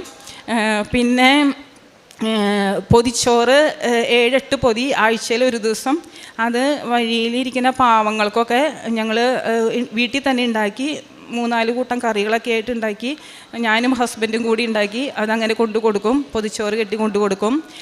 ഗവൺമെൻറ് ആശുപത്രികളിലൊക്കെ പോയി ഞങ്ങൾ രോഗികളെ കാണും. രോഗികളെ കണ്ട് അവർക്ക് കാര്യങ്ങളൊക്കെ ചോദിച്ച് ഞാൻ പോകുമ്പോൾ ഞാൻ തൈലവും കൊണ്ടുപോകും. ഇവിടെ നിന്ന് ഉടമ്പടിയുടെ ചെറിയ ലോക്കറ്റ് കിട്ടും, അത് 5-10 മേടിക്കും ഞാൻ. അത് മേടിച്ച് ഞാൻ ബാഗിൽ വെച്ചിട്ടാണ് പോവുക. പിന്നെ ഉടമ്പടി ഉപ്പും എടുക്കുന്നത് ഞാൻ കൊണ്ടുപോകും. അങ്ങനെ ഞാൻ അവിടെയുള്ള രോഗികൾക്ക് ഞാൻ അവരുടെ കാര്യങ്ങളൊക്കെ പറഞ്ഞിട്ട് ഞാൻ ഈ ഉടമ്പടി തൈലം പുരട്ടി നെറ്റത്ത് പുരട്ടി കഴുത്തിലും പുരട്ടി പ്രാർത്ഥിക്കും. ശരിയാവും, വിശ്വാസ പ്രമാണമൊക്കെ ചൊല്ലിക്കൊടുക്കും. അങ്ങനെ അതൊക്കെ ചെയ്ത് അങ്ങനെ പ്രാർത്ഥിച്ചിട്ടൊക്കെയാണ് ഞാൻ അവിടെ നിന്ന് പോരുക. അത് ആഴ്ചയിൽ ഒരു ദിവസം അത് ചെയ്യും. എല്ലാ ആഴ്ചയിലും ഞാൻ അനാഥാലയത്തിലേക്ക് പോകുമ്പോൾ ഒരു അപ്പച്ചനെ കാണും. വടി കുത്തി പിടിച്ചെടുക്കുന്ന ഒരു അപ്പച്ചനാണ്. ആ അപ്പച്ചനെ എല്ലാ ആഴ്ചയിലും കാണുമ്പോൾ ആൾക്ക് ഞാനൊരു 100 രൂപ കൊടുക്കും. ഭയങ്കര സന്തോഷത്തോടു കൂടി ആളതിൻ്റെ നിന്ന് മേടിക്കും. അങ്ങനെ എന്നോട് പറയും, മോള് മാത്രം എൻ്റെ മുമ്പിൽ ഇങ്ങനെ വന്ന് നിന്ന് തരണുള്ളൂ, ബാക്കിയുള്ളവരൊക്കെ എന്നെ കാണുമ്പോൾ അപ്പുറത്തോടെ പോവുക ചെയ്യുക, മോള് മാത്രം എൻ്റെ കറക്റ്റ് മുമ്പിൽ വരും. അങ്ങനെയൊക്കെ പറഞ്ഞ് ആൾ ഭയങ്കര സന്തോഷത്തിൽ പറയും. അല്ലാണ്ടും ആരെങ്കിലുമൊക്കെ എൻ്റെ മുമ്പിൽ പെടുകയാണെങ്കിൽ എന്നോട് ചോദിക്കുന്നവരെ ഞാൻ അതല്ലാതെയും എനിക്ക് തോന്നുന്നവർക്കും ഞാൻ കൊടുക്കും. അങ്ങനെയൊക്കെ ആയിട്ട് കാരുണ്യപ്രവർത്തികൾ ഞാൻ മാക്സിമം ഞാൻ ചെയ്യാറുണ്ട്. ഇത്രയും വലിയ അനുഗ്രഹങ്ങൾ തന്ന മാതാവിനും ഈശോയ്ക്കും കോടാനുകോടി നന്ദി പറയും. പഴയ നിയമത്തിൽ വാഗ്ദാന നാട് തേടിയുള്ള ഇസ്രായേൽ ജനതയുടെ യാത്രയിൽ അവരെ നയിച്ചിരുന്നത് മോശയാണ്. പലപ്പോഴും ദൈവകൽപ്പനകൾ ലംഘിച്ചും ദുശാഠ്യക്കാരുമായ ഒരു ജനതയെ നയിക്കുമ്പോൾ മോശയ്ക്ക് പലപ്പോഴും പ്രതിസന്ധികൾ ഉണ്ടാകാറുണ്ട്.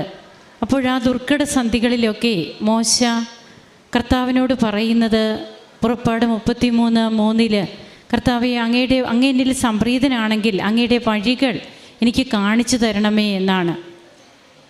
അപ്പോൾ മോശ കർത്താവിനോട് അങ്ങനെ പ്രാർത്ഥിക്കുമ്പോൾ കർത്താവ് മോശയോട് പറയുന്ന വചനമുണ്ട്, ഞാൻ തന്നെ നിന്നോടുകൂടെ വരും, ഞാൻ നിന്നെ ആശ്വസിപ്പിക്കും. 33:14 നമുക്ക് തിരുവചനങ്ങൾ ഇപ്രകാരം കാണാൻ കഴിയുക.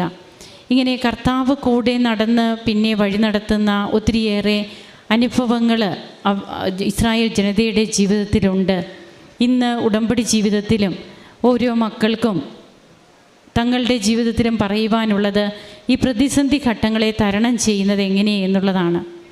തനിക്ക് ജോലിക്ക് വിദേശത്തേക്ക് പോകുവാനും പിന്നീട് അതിന് ആദ്യമേ മെഡിക്കലിലായിരുന്നു പ്രോബ്ലം. അത് ക്ലിയറായി കഴിയുമ്പോൾ വിസയുടെ തടസ്സമുണ്ട്.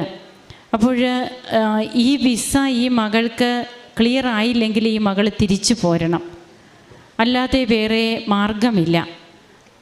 1 വർഷമായിട്ട് തനിക്ക് ആദ്യമേ തന്നെ കൊണ്ടുപോയ കമ്പനിയുടെ വിസ ക്ലിയറാക്കാൻ പറ്റുന്നില്ല, അത് മാറ്റാൻ പറ്റുന്നില്ല.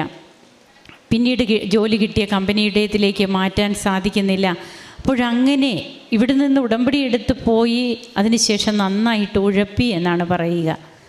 അതായത് ഇന്ന് ഒത്തിരിയേറെ അനുഭവങ്ങൾ ഇങ്ങനെയും ഈ ആൾത്താരയിൽ പറയുന്നുണ്ട്. അതായത് ഉഴപ്പി നടക്കുന്നവരെ അമ്മ വീണ്ടും തിരിച്ചു പിടിക്കുന്ന, അത് നമ്മുടെ ജീവിതത്തിലെ പ്രശ്നങ്ങളിൽ പ്രതിസന്ധികളിൽ അതിനുവേണ്ടി മാത്രം ഒരു കാര്യസാധ്യത്തിനായി ഒരു ഉടമ്പടി എന്നുള്ള രീതിയിൽ ചിലപ്പോഴെങ്കിലും അറിഞ്ഞോ അറിയാതെയോ നാം അങ്ങനെ മാറിപ്പോകുമ്പോൾ അതല്ല യഥാർത്ഥത്തിലുള്ള ജീവിതം.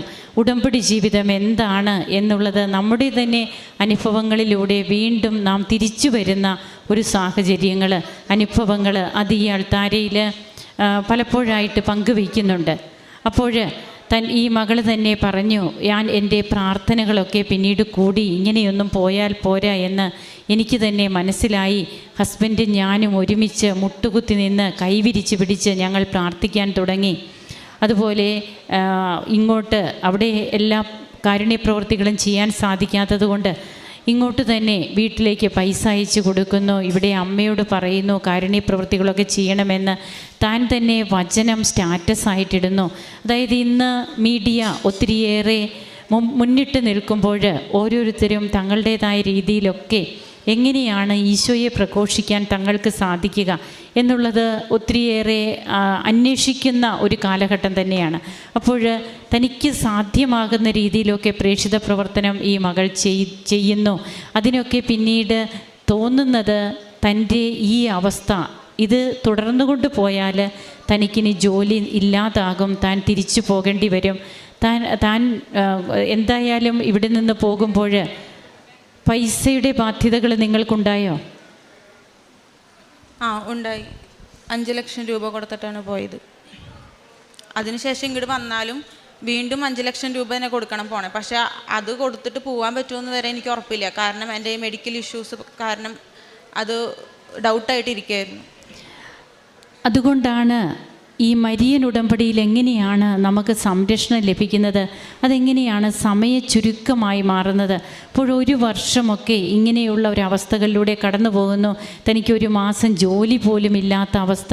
പിന്നീട് അതിനൊക്കെ ഒരു പ്ലസ് പോയിൻറ്റുകളാണ് വരുന്നത്. തൻ്റെ ആ ജോലി ഇല്ലാത്ത ആ അവസരങ്ങളിൽ പോലും തനിക്ക് പിന്നീട് ആ സാലറിയും കൂടി കിട്ടുന്ന രീതിയിലേക്ക് മാറുന്നു. അതുപോലെ അവിടെ ഒരു വ്യക്തി ഇവർക്ക് വേണ്ടിയിട്ട് ഇവരുടെ അടുത്തേക്ക് വന്നു, ഇവർക്ക് സഹായം ചെയ്യുവാനായിട്ട് വന്നു എന്നൊക്കെ നാം കേട്ടു. അത് മാതാവ് തന്നെ കൊണ്ടുവന്നതാണെന്ന് ഈ മകൾ പറയുകയുണ്ടായി. ജീവിതത്തിൽ നമുക്ക് ആരുമില്ല, ഇനി ഏത് വഴിയെ പോകണമെന്നറിയില്ല.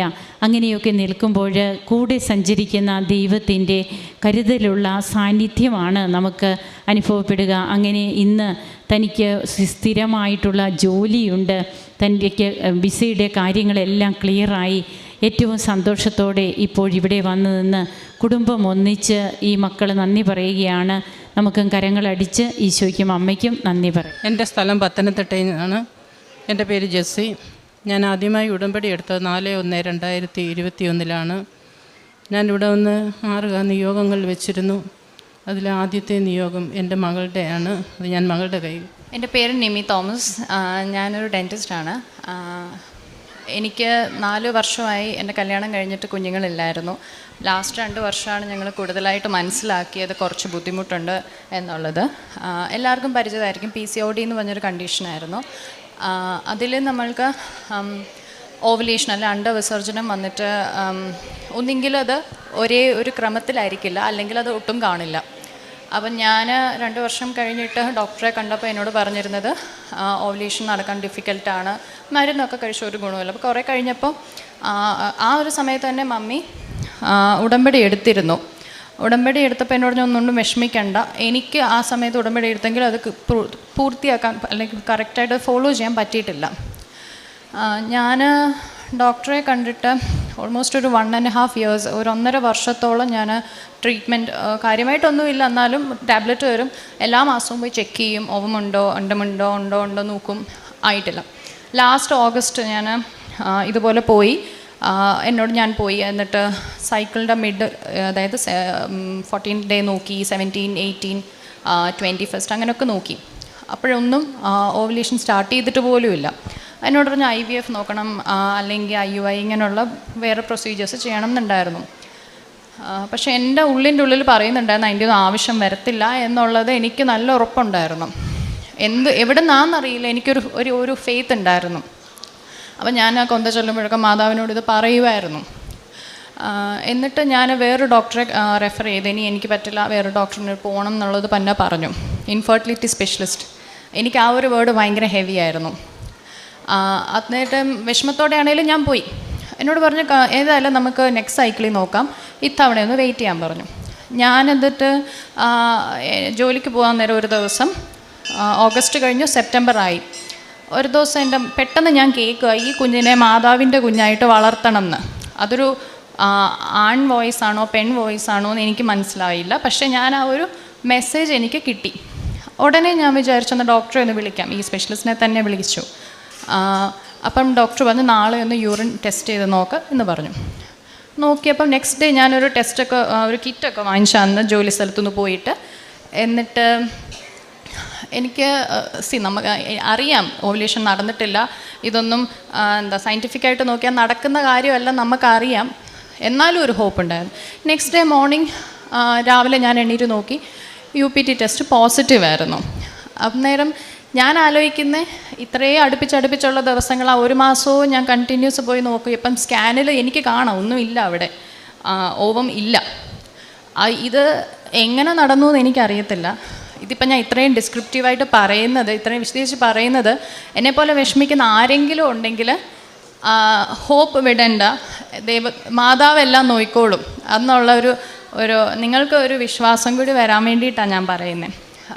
ഞാൻ കാരണം ഒരുപാട് വിഷമിച്ചിട്ടുണ്ട്. ഞാൻ ഡോക്ടറിൻ്റെ അടുത്ത് പോകുമ്പോഴും, ഞാൻ അവിടെ ചെല്ലുമ്പോൾ പ്രഗ്നൻ്റ് ആയിട്ട് എല്ലാവരും ഹസ്ബൻഡും വൈഫും ഇങ്ങനെ 7 മാസം 8 മാസമൊക്കെ ആയിട്ട് വന്നിരിക്കുമ്പോൾ ഞാനിങ്ങനെ ഒരു കോർണറിൽ പോയി ആദ്യം ഇങ്ങനെ ഇരിക്കും. ഞാൻ ഹസ്ബൻഡിനെ കൊണ്ടുപോയില്ലായിരുന്നു. ഇല്ലാത്ത ദിവസം ഞാൻ ആ ടൈം നോക്കിയായിരുന്നു പോകുന്നത്.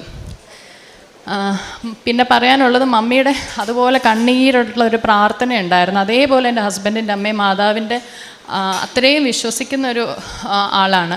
ഇവരുടെ 2 പേരുടെയും പ്രാർത്ഥനയുണ്ട്, പിന്നെ എൻ്റെ ഹസ്ബൻഡിൻ്റെ വിഷയമുണ്ട്. ഇതെല്ലാം മാതാവിനോടാണ്, അങ്ങോട്ടാണ് ഇവരെല്ലാം ഏൽപ്പിച്ചിരുന്നത്.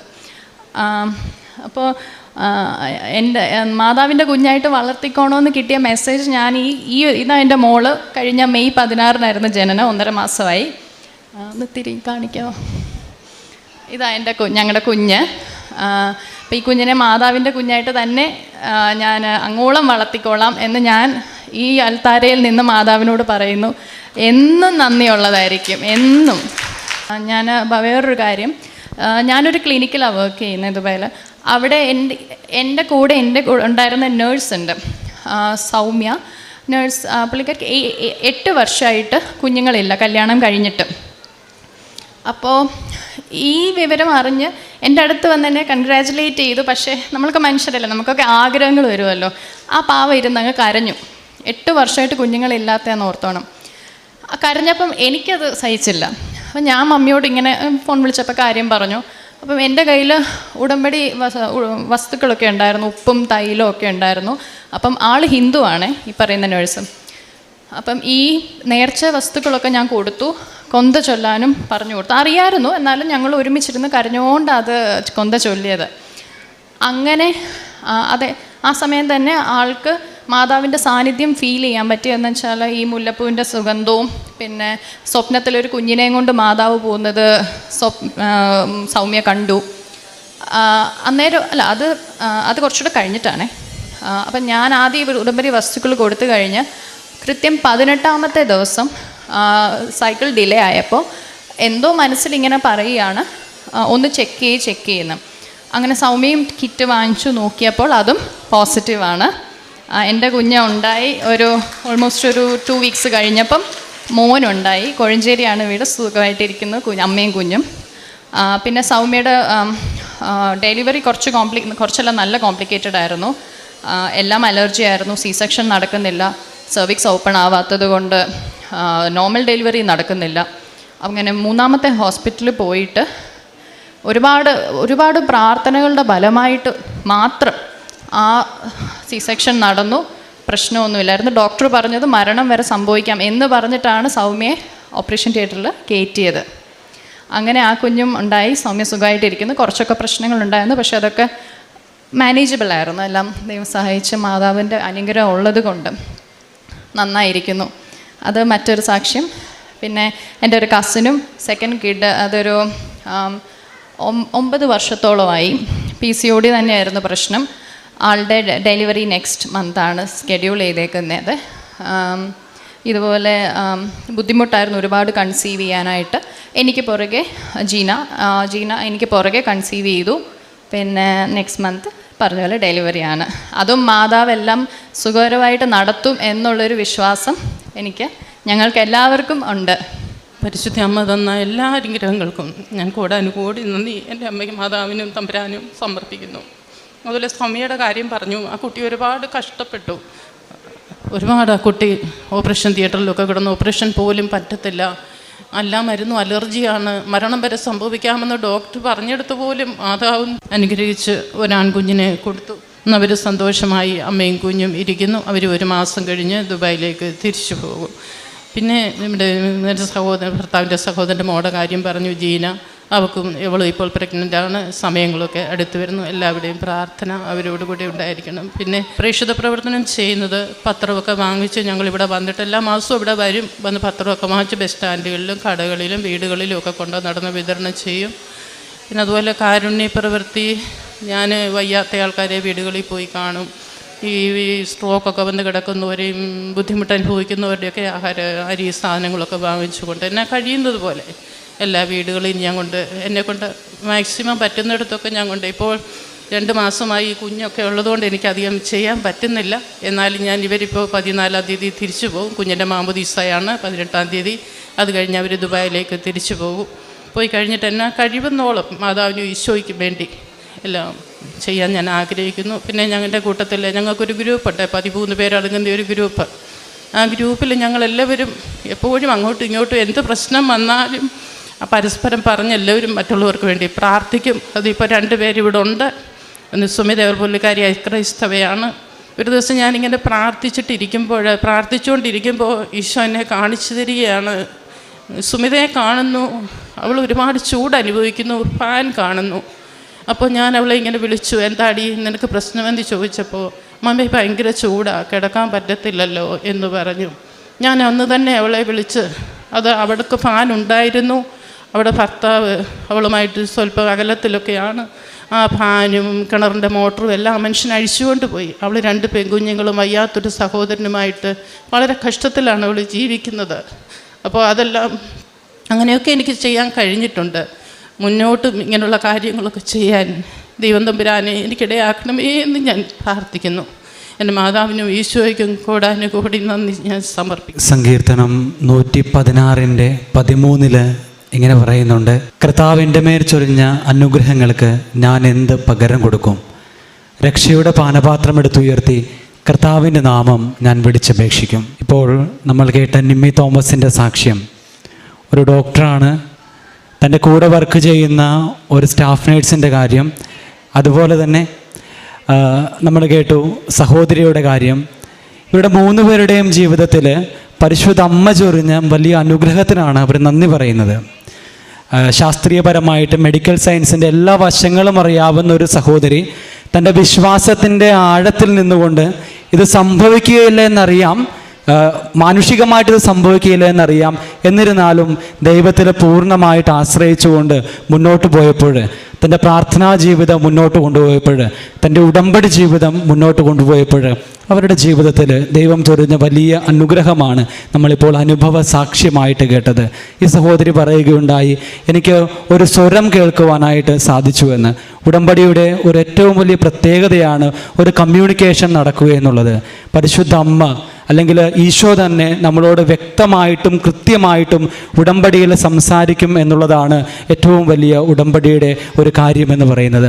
അതുപോലെ തന്നെ ഈ സഹോദരി പറഞ്ഞു, എൻ്റെ അപ്പൻ്റെയും അമ്മയുടെയും പ്രാർത്ഥനാ ജീവിതമാണ് എനിക്ക് ബലം നൽകിയതെന്ന്. നമ്മുടെയൊക്കെ കുടുംബങ്ങളിലും മാതാപിതാക്കൾ മക്കൾക്ക് കൊടുക്കേണ്ട ഏറ്റവും വലിയ മാതൃക, ഉടമ്പടി എടുത്തിരിക്കുന്ന മാതാപിതാക്കൾ അല്ലെങ്കിൽ ഉടമ്പടിയിലായിരിക്കുന്ന മക്കൾക്കൊക്കെ കൊടുക്കേണ്ട ഏറ്റവും വലിയ ഒരു സന്ദേശം ഇത് പ്രാർത്ഥനയുടെ സന്ദേശമാണ്. പ്രാർത്ഥനയുടെ ജീവിതാനുഭവം നമ്മുടെ മക്കൾക്ക് പകർന്നു കൊടുക്കുമ്പോഴാണ് അവരുടെ വിശ്വാസം വർദ്ധിക്കുന്നത്.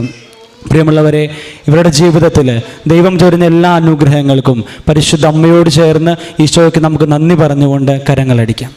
എൻ്റെ പേര് റജീല. ഞാൻ മലപ്പുറത്തുനിന്ന് ചുങ്കത്ര പറഞ്ഞ സ്ഥലത്തുനിന്ന് വരികയാണ്. ഞാനിവിടെ 2022 ഒക്ടോബർ 10-ാം തീയതിയാണ് ഇവിടെ ഫസ്റ്റ് വരുന്നത്. എനിക്ക് ജോലി തയ്യലാണ്.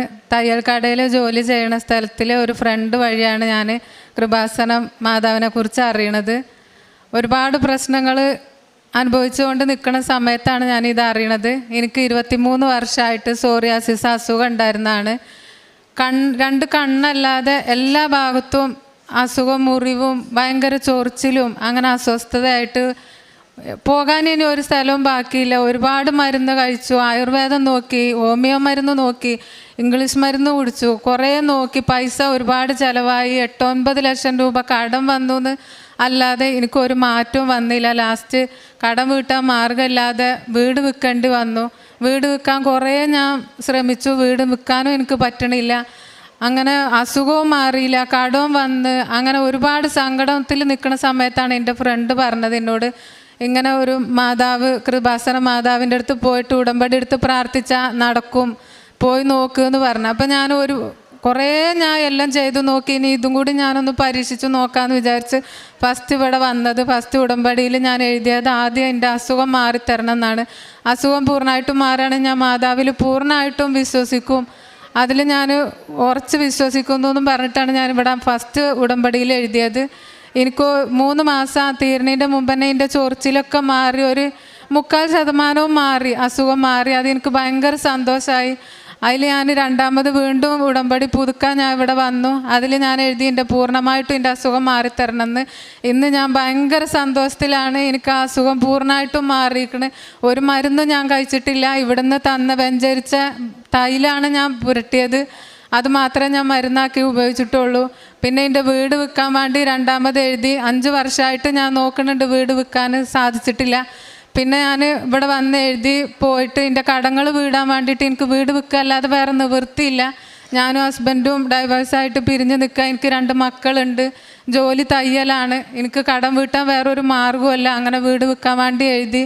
ഇവിടെ വന്ന് 2 മാസം കഴിഞ്ഞപ്പോൾ തന്നെ എനിക്ക് എൻ്റെ വീട് വിൽക്കാൻ എനിക്ക് പറ്റി. അത് വിറ്റ് കടമൊക്കെ വീട്ടി.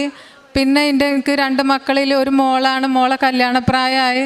കല്യാണത്തിനും ഇതുപോലെ എന്നെ സഹായിക്കാൻ ആരുമില്ല, പൈസ തന്നാണ്ട് സഹായിക്കാൻ മാത്രം എനിക്ക് ആരുമില്ല, കുടുംബക്കാരായാലും ആരായാലും ഇല്ല.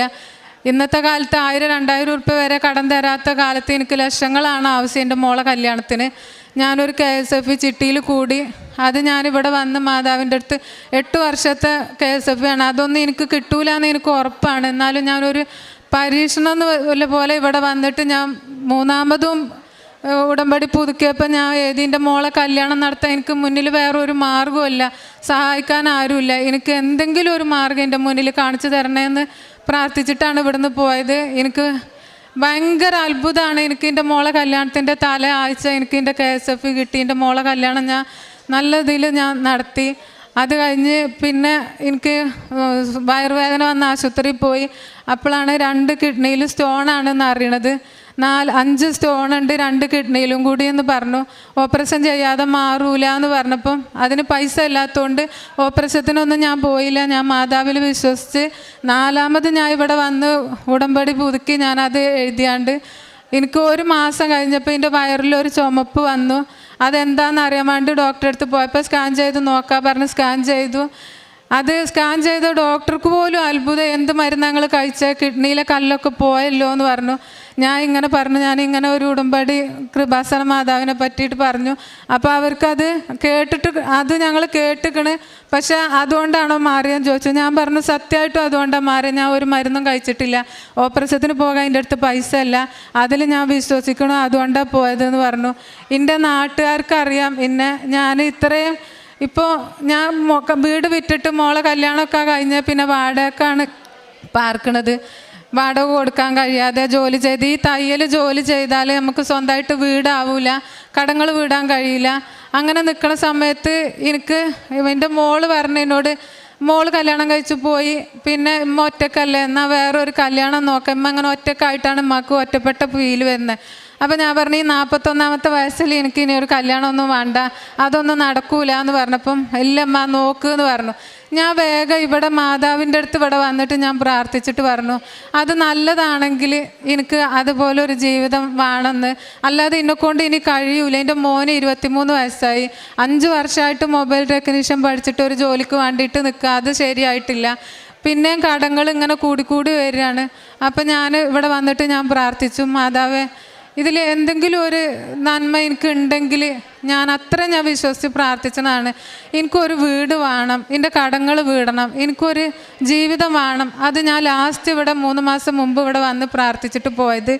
ഇന്ന് ഞാനിപ്പോൾ ഇവിടെ വന്നത് ഞാൻ അത്ര സന്തോഷത്തിലാണ്. ഫസ്റ്റ് ഇവിടെ വരുമ്പോൾ ആത്മഹത്യ ചെയ്യാൻ പറ്റാത്തതുകൊണ്ട് എൻ്റെ 2 മക്കൾക്ക് ആരും ഇല്ലാതായി പോകുമല്ലോ എന്ന് വിചാരിച്ചിട്ട് ഞാൻ അന്ന് ഇവിടെ വന്നത്. ഇന്ന് ഞാൻ അതൊക്കെ മറന്നിപ്പോൾ എനിക്ക് ഒരു ടെൻഷനില്ല, ഒരു സങ്കടങ്ങളില്ല. കഴിഞ്ഞ ആഴ്ച എൻ്റെ വീടിൻ്റെ കുടിയിരിക്കലേനി. എനിക്ക് എൻ്റെ ജീവിതത്തിൽ നല്ല ഒരാളെ തന്നെ അത് മാതാവ് തന്നു എന്ന് ഞാൻ 100% വിശ്വസിക്കണ്. ആ ആൾ വന്ന് എനിക്ക് ഒരു വീടും സ്ഥലവും മേടിച്ച് തന്ന്, എൻ്റെ കടങ്ങൾ വീട്ടിൽ തന്ന്, എൻ്റെ മക്കൾക്കും നല്ല ഒരാളായി, എനിക്കും നല്ല ഒരാളായി. ഇന്ന് ഞാൻ അത്രയും സന്തോഷിച്ചാണ്. എങ്ങനെ നിങ്ങൾക്ക് പറഞ്ഞു തരണമെന്ന് എനിക്കറിയില്ല. എൻ്റെ നാട്ടുകാർക്കറിയാം ഞാനിന്ന് ഇവിടെ വന്നത് ഇത്രയും അനുഗ്രഹങ്ങൾ കിട്ടി സാക്ഷ്യം പറയാനാണെന്ന്. അതിന് ഒരു സാക്ഷികളാവാൻ വേണ്ടിയിട്ട് എൻ്റെ കൂടെ എൻ്റെ നാട്ടുകാർ വന്നിട്ടുണ്ട്. പിന്നെ എനിക്ക് എങ്ങനെ പറയേണ്ടതെന്ന് അറിയില്ല. അത്രയും ഞാൻ വിശ്വസിക്കുന്നു മാതാവിൽ. ഇങ്ങനെ ഒരവസരം തന്നതിന് മാതാവിനോട് ഞാൻ ഒരുപാട് നന്ദി പറയുന്നു. അത് പറയാൻ വേണ്ടിയിട്ടാണ് ഞാൻ ഇന്ന് വന്നത്. ഇനിയിപ്പോൾ കാര്യങ്ങളൊക്കെ കിട്ടി മാതാവിൻ്റെ ഇനി വേണ്ടാന്ന് ഞാൻ വെക്കൂല. എനിക്ക് ഇനി ഇവിടെ വരണം, ഉടമ്പടി പുതുക്കണം, ഇത് മുന്നോട്ട് കൊണ്ടുപോകണമെന്ന് ഞാൻ നല്ലോണം ആഗ്രഹിക്കുന്നുണ്ട്. കിട്ടുന്ന കൃപാസന പത്രം ഞാൻ എൻ്റെ തയ്യൽ കടയിൽ വരുന്ന ആൾക്കാർക്കൊക്കെ ഞാൻ കൊടുത്തേണ്. അതുപോലെ ആശുപത്രി കൊണ്ടുപോയി കൊടുത്തേണ്. കല്യാണങ്ങൾ ഉണ്ടാകുമ്പോൾ അവിടെ കൊണ്ടു കൊടുത്തേണ്. എനിക്ക് കിട്ടിയ ഈ അനുഗ്രഹം ഞാൻ ആര് വിഷമം പറഞ്ഞാലും ഞാൻ ഓരോരുത്തൊക്കെ ഞാൻ തെളിവടക്കം എൻ്റെതാണ് തെളിവ്, ഞാനാണ് തെളിവ് പറഞ്ഞിട്ട് എൻ്റെ അസുഖങ്ങൾ ഇപ്പം നിങ്ങൾക്കൊക്കെ കാണാം. എൻ്റെ കൈമ്മലും കാലുമ്മലും ഒക്കെ എൻ്റെ മുഖത്തൊക്കെ ഇങ്ങനെ മുറിവായി ചൊറിഞ്ഞ് ഞാൻ ചൊറിയാതെ നിൽക്കുന്നത് എൻ്റെ ഫ്രണ്ട്സ് കണ്ടിട്ടില്ല. അങ്ങനത്തെ ഒരവസ്ഥയിൽ നിന്ന് ഇങ്ങനെ ആയപ്പോൾ ഞാൻ തെളിവ് കാണിച്ചു കൊടുത്തത് ഞാൻ ഇന്നെ തന്നെയാണ്. അത് തെളിവിൽ വിശ്വസിച്ചിട്ട് ഉടമ്പടി എടുത്ത് ഒരുപാട് വിഷമങ്ങളില്ല കൂട്ടുകാരിൻ്റെ കൂടെ വന്നിട്ടുണ്ട്. ഉടമ്പടി അവരെടുത്തു. ഇനി അവർക്കും നല്ല അനുഗ്രഹങ്ങൾ മാതാവിൻ്റെ അടുത്ത് കിട്ടട്ടെ എന്ന് ഞാൻ ആഗ്രഹിച്ചിട്ട് ഞാൻ പ്രാർത്ഥിച്ചിട്ട്. ബൈബിൾ എൻ്റെ കയ്യിലുണ്ട്. ഞാൻ എന്ത് ഇത് വന്നാലും ബൈബിൾ കണ്ണടച്ച് ബൈബിൾ തുറന്നു നോക്കും. അപ്പോൾ കിട്ടുന്ന വചനം ഞാൻ വായിച്ചുമ്പോൾ എനിക്കതിൽ ഒരുപാട് വിശ്വാസമാണ്. അതിൽ ധൈര്യത്തിലാണ് ഞാൻ നിൽക്കുന്നത്. എനിക്ക് ഫസ്റ്റ് ഇവിടെ വന്ന് ഉടമ്പടി എടുത്തപ്പോൾ മാതാവിൻ്റെ ഒരു ലോക്കറ്റ് തന്നായിരുന്നു. അതിൻ്റെ കയ്യിൽ കൂടെ തന്നെ ഇപ്പോൾ ഇത്രയും 1.5 വർഷമായി. ഈ 1.5 വർഷമായിട്ടും എൻ്റെ കയ്യിൽ നിന്ന് ഞാനത് വെച്ചിട്ടില്ല. എൻ്റെ ഫോണിൻ്റെ കവറിൻ്റെ ഉള്ളിലാണ് ഞാൻ വെച്ചിരിക്കുന്നത്. അതിലെനിക്ക് വിശ്വാസമാണ്. എന്ത് വിഷമം വരുമ്പോഴും അത് കയ്യിൽ വെച്ചിട്ടാണ് മാതാവേ എന്നെ കൈവിടല്ലേ എന്ന് ഞാൻ പറയൽ. എനിക്ക് അത്ര നിങ്ങളടുത്ത് എങ്ങനെ പറയേണ്ടതെന്ന് എനിക്കറിയില്ല. ഞാൻ ഇത് സാക്ഷ്യം പറയാൻ വേണ്ടിയിട്ടാണ് ഇന്ന് വന്നത്. എനിക്ക് ഉടമ്പടി പുതുക്കാൻ ഇന്ന് അയക്കണം. എന്നാലും ഉടമ്പടി പുതുക്കാൻ നിന്നാൽ എനിക്ക് സാക്ഷ്യം പറയാൻ പറ്റിയില്ലല്ലോ എന്ന് വിചാരിച്ചിട്ടാണ് ഞാൻ ഉടമ്പടി പുതുക്കാതെ ഞാൻ സാക്ഷ്യം പറഞ്ഞ. അത്രയും എനിക്ക് സന്തോഷമാണ്. അതിന് അനുഗ്രഹം തന്ന മാതാവിനോട് ഞാൻ വീണ്ടും വീണ്ടും നന്ദി പറയണം. ഇത് സകല ജനതകൾക്കും വേണ്ടിയിട്ടുള്ള സന്തോഷത്തിൻ്റെ സദ്വാർത്ത നിങ്ങൾക്കായി ഭൂമിയിൽ അവതരിച്ചിരിക്കുന്നു എന്ന് ലൂക്കായുടെ വിശുദ്ധ സുവിശേഷം 2:10 ആട്ടിടയന്മാർക്ക് ദൈവദൂതൻ്റെ സന്ദേശം നൽകുന്നുണ്ട്. ഈശോയുടെ ജനനത്തെക്കുറിച്ച് ആട്ടിടയന്മാർക്ക് ദൈവദൂതൻ വഴി കൊടുത്ത ആ സദ്വാർത്ത ഇന്നും തുടർന്നു കൊണ്ടിരിക്കുകയാണ്. സകല ജനങ്ങൾക്കും വേണ്ടിയിട്ടുള്ള ആ സന്തോഷത്തിൻ്റെ സദ്വാർത്തയായ ദൈവകുമാരൻ എങ്ങനെയാണ് ഇന്ന് ഈശോയെ അറിയുന്ന മക്കൾ ആരായാലും അവരിൽ തന്നോട് സ്നേഹമുണ്ടോ, അവരുടെ ജീവിതം വിശ്വസ്തമാണോ, അവർ ആത്മാർത്ഥതയുള്ളവരാണോ, ഇതുമാത്രമാണ് നമുക്ക് ഉടമ്പടി എടുത്ത് ഉടമ്പടി ജീവിതം നയിക്കുമ്പോൾ കർത്താവിൻ്റെ അടുത്ത് സ്വീകാര്യരാകുവാനായിട്ട് നമ്മെ യോഗ്യരാക്കുന്ന കാര്യങ്ങൾ. അപ്പോൾ ഈ മകള് മലപ്പുറത്ത് നിന്ന് വന്ന് സാക്ഷ്യം പറയുമ്പോൾ തൻ്റെ ജീവിതത്തിൽ താൻ എന്തായിരുന്നുവെന്നും ഇന്ന് തനിക്ക് എന്താണ് പല പ്രാവശ്യം പറഞ്ഞു. എനിക്ക് ഇന്ന് സന്തോഷമുണ്ട്, സമാധാനമുണ്ട്. വർഷങ്ങളായിട്ടുള്ള 23 വർഷമായിട്ടുള്ള സോറിയാസിസ്, തനിക്ക് കണ്ണ് മാത്രമേ അതിൽ നിന്ന് മുക്തമായിട്ടുണ്ടായിരുന്നുള്ളൂ. ബാക്കി എല്ലാ ശരീരഭാഗങ്ങളും തല മുതൽ ഉള്ളങ്കാൽ വരെ ഇത് തന്നെ. അതിന് ചികിത്സ എടുക്കാത്ത ചികിത്സകളില്ല, പോകാത്ത ഡോക്ടേഴ്സില്ല. അപ്പോൾ അങ്ങനെ തന്നെ കടങ്ങളായി എന്നാണ് പറയുക. എങ്ങനെയാണ് ഇന്ന് ഈ മകള് ഇവിടെ നിൽക്കുമ്പോൾ നമുക്ക് തന്നെ കാണാം ആ മകള് വളരെ നല്ല രീതിയിൽ തൻ്റെ സൗഖ്യമാക്കപ്പെട്ട തൻ്റെ ആ ഒരു ശരീരവുമായിട്ടാണ് ഈ മകൾ ഇവിടെ വന്ന് നിന്ന് സാക്ഷ്യം പറയുന്നത്. ഉടമ്പടി നേർച്ച വസ്തുക്കൾ, ഉടമ്പടി തൈലം ഉപയോഗിച്ച് പ്രാർത്ഥിച്ചു.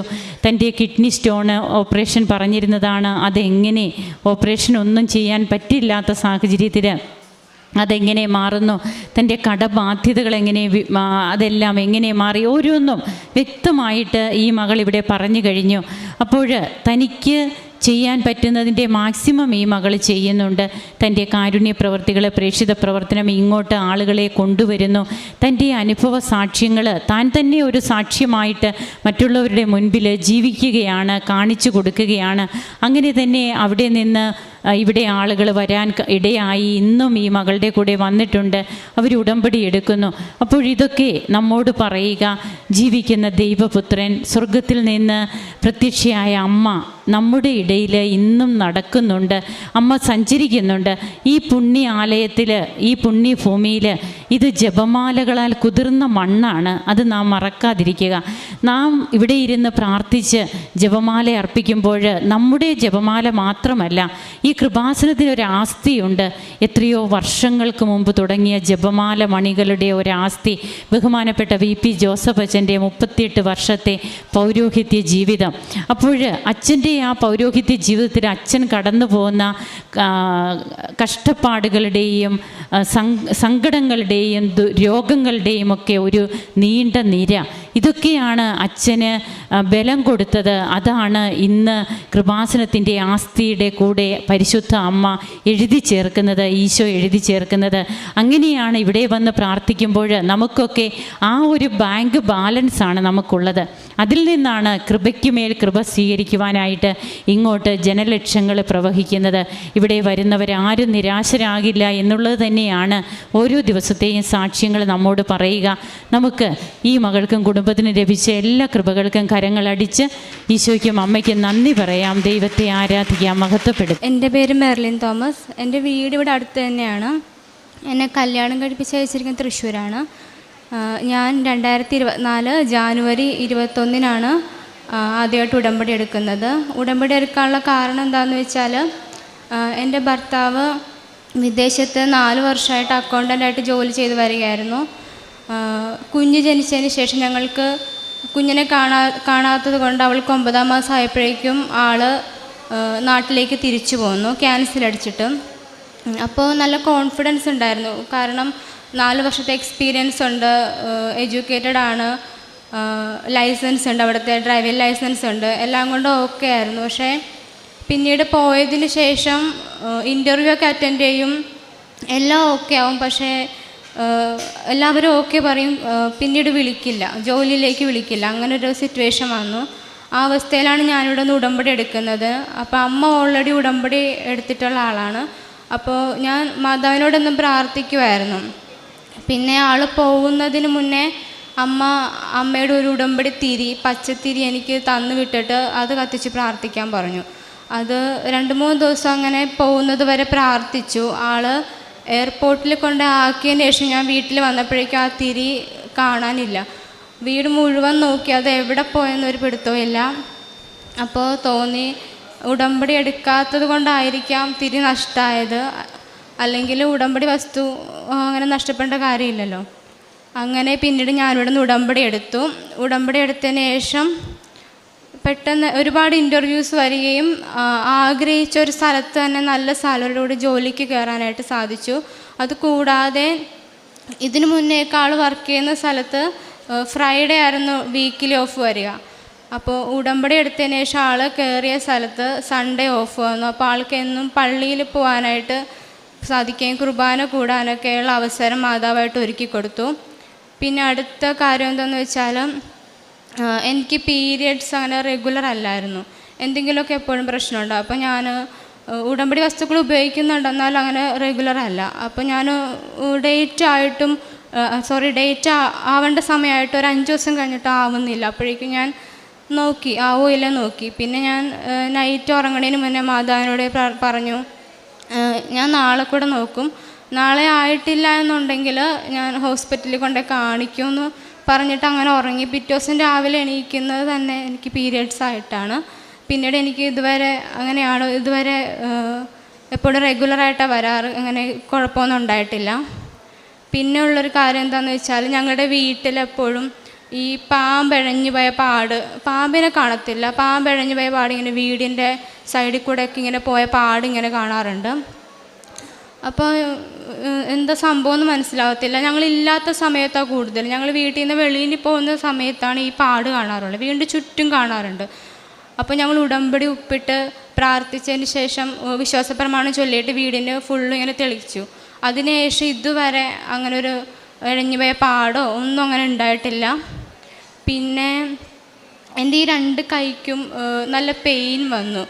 അപ്പോൾ ഹോസ്പിറ്റലിൽ കൊണ്ട് കാണിച്ചപ്പോൾ പറഞ്ഞു കുഞ്ഞിനെ എടുക്കുന്നത് കൊണ്ടാണ്, വെയിറ്റ് എടുക്കുന്നത് കൊണ്ടാണ്, അതൊന്നും ചെയ്യാനില്ല, തനിയെ മാറിക്കോളും. പക്ഷേ എനിക്ക് ആ 2 കൈ വെച്ചിട്ട് ഒന്നും ചെയ്യാൻ പറ്റില്ല, കുഞ്ഞിനെ എടുക്കാനോ ഒന്നും ചെയ്യാൻ പറ്റാത്ത അവസ്ഥയാണ്. അപ്പോൾ ഞാൻ ഉടമ്പടി വസ്തുക്കൾ ഉപയോഗിച്ച് പ്രാർത്ഥിച്ചതിൻ്റെ ഫലമായിട്ട് എനിക്കത് കംപ്ലീറ്റ് ആയിട്ട് മാറിക്കിട്ടി. പിന്നെ പറയാനുള്ളത്, എൻ്റെ പ്രഗ്നൻസിയുടെ സമയത്ത് എനിക്ക് ഒരുപാട് കോംപ്ലിക്കേഷൻസ് ഉണ്ടായിരുന്നു. സ്റ്റാർട്ടിങ് മുതൽ തന്നെ എനിക്ക് എപ്പോഴും ഹോസ്പിറ്റലിൽ പോകാൻ മാത്രമേ നേരെ ഉണ്ടായിരുന്നുള്ളൂ. എന്തെങ്കിലുമൊക്കെ ആയിട്ട് എനിക്ക് ഹോസ്പിറ്റലിൽ പോകേണ്ടി വരും. അങ്ങനെ ഒരിക്കൽ ഒരു പ്രാവശ്യം 3-ാം മാസം ആയിട്ടില്ല, അതിന് മുന്നേ ഞാൻ ബാത്റൂമിൽ വെച്ചിട്ട് എനിക്ക് പെട്ടെന്ന് നെഞ്ചുവേദന പോലെ ഉണ്ടായിട്ട് ഞാൻ ബാത്റൂമിൽ വീണു. ബോധം വരുമ്പോൾ ഞാൻ വീണ് കിടക്കുക.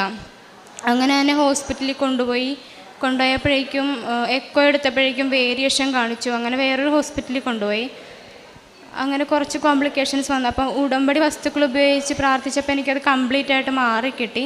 പിന്നെ അത് കൂടാതെ എനിക്ക് ഇടയ്ക്ക് ബ്ലീഡിങ് ഉണ്ടാവുമായിരുന്നു. ഇതൊക്കെ ഉണ്ടായിട്ട് ഞാൻ ഉടമ്പടി വസ്തുക്കൾ ഉപയോഗിക്കുമായിരുന്നു, പ്രാർത്ഥിക്കുമായിരുന്നു.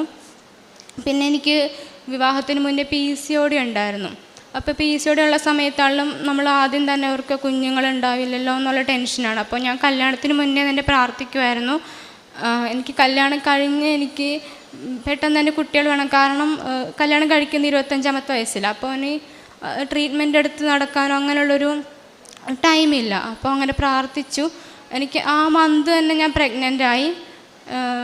അങ്ങനെ കുഴപ്പമൊന്നും ഇല്ലായിരുന്നു. പിന്നെ 3-ാം മാസത്തെ സ്കാനിങ്ങിൽ ND സ്കാനിങ്ങിൽ കുഞ്ഞിൻ്റെ NDയുടെ മെഷർമെൻറ്റ് കുറച്ച് കൂടുതലായിരുന്നു. അതായത് കുഞ്ഞിൻ്റെ തലയുടെ പുറകിൽ വെള്ളത്തിന് അംശമുണ്ട്. അത് കൂടാനും പാടില്ല, കുറയാനും പാടില്ല.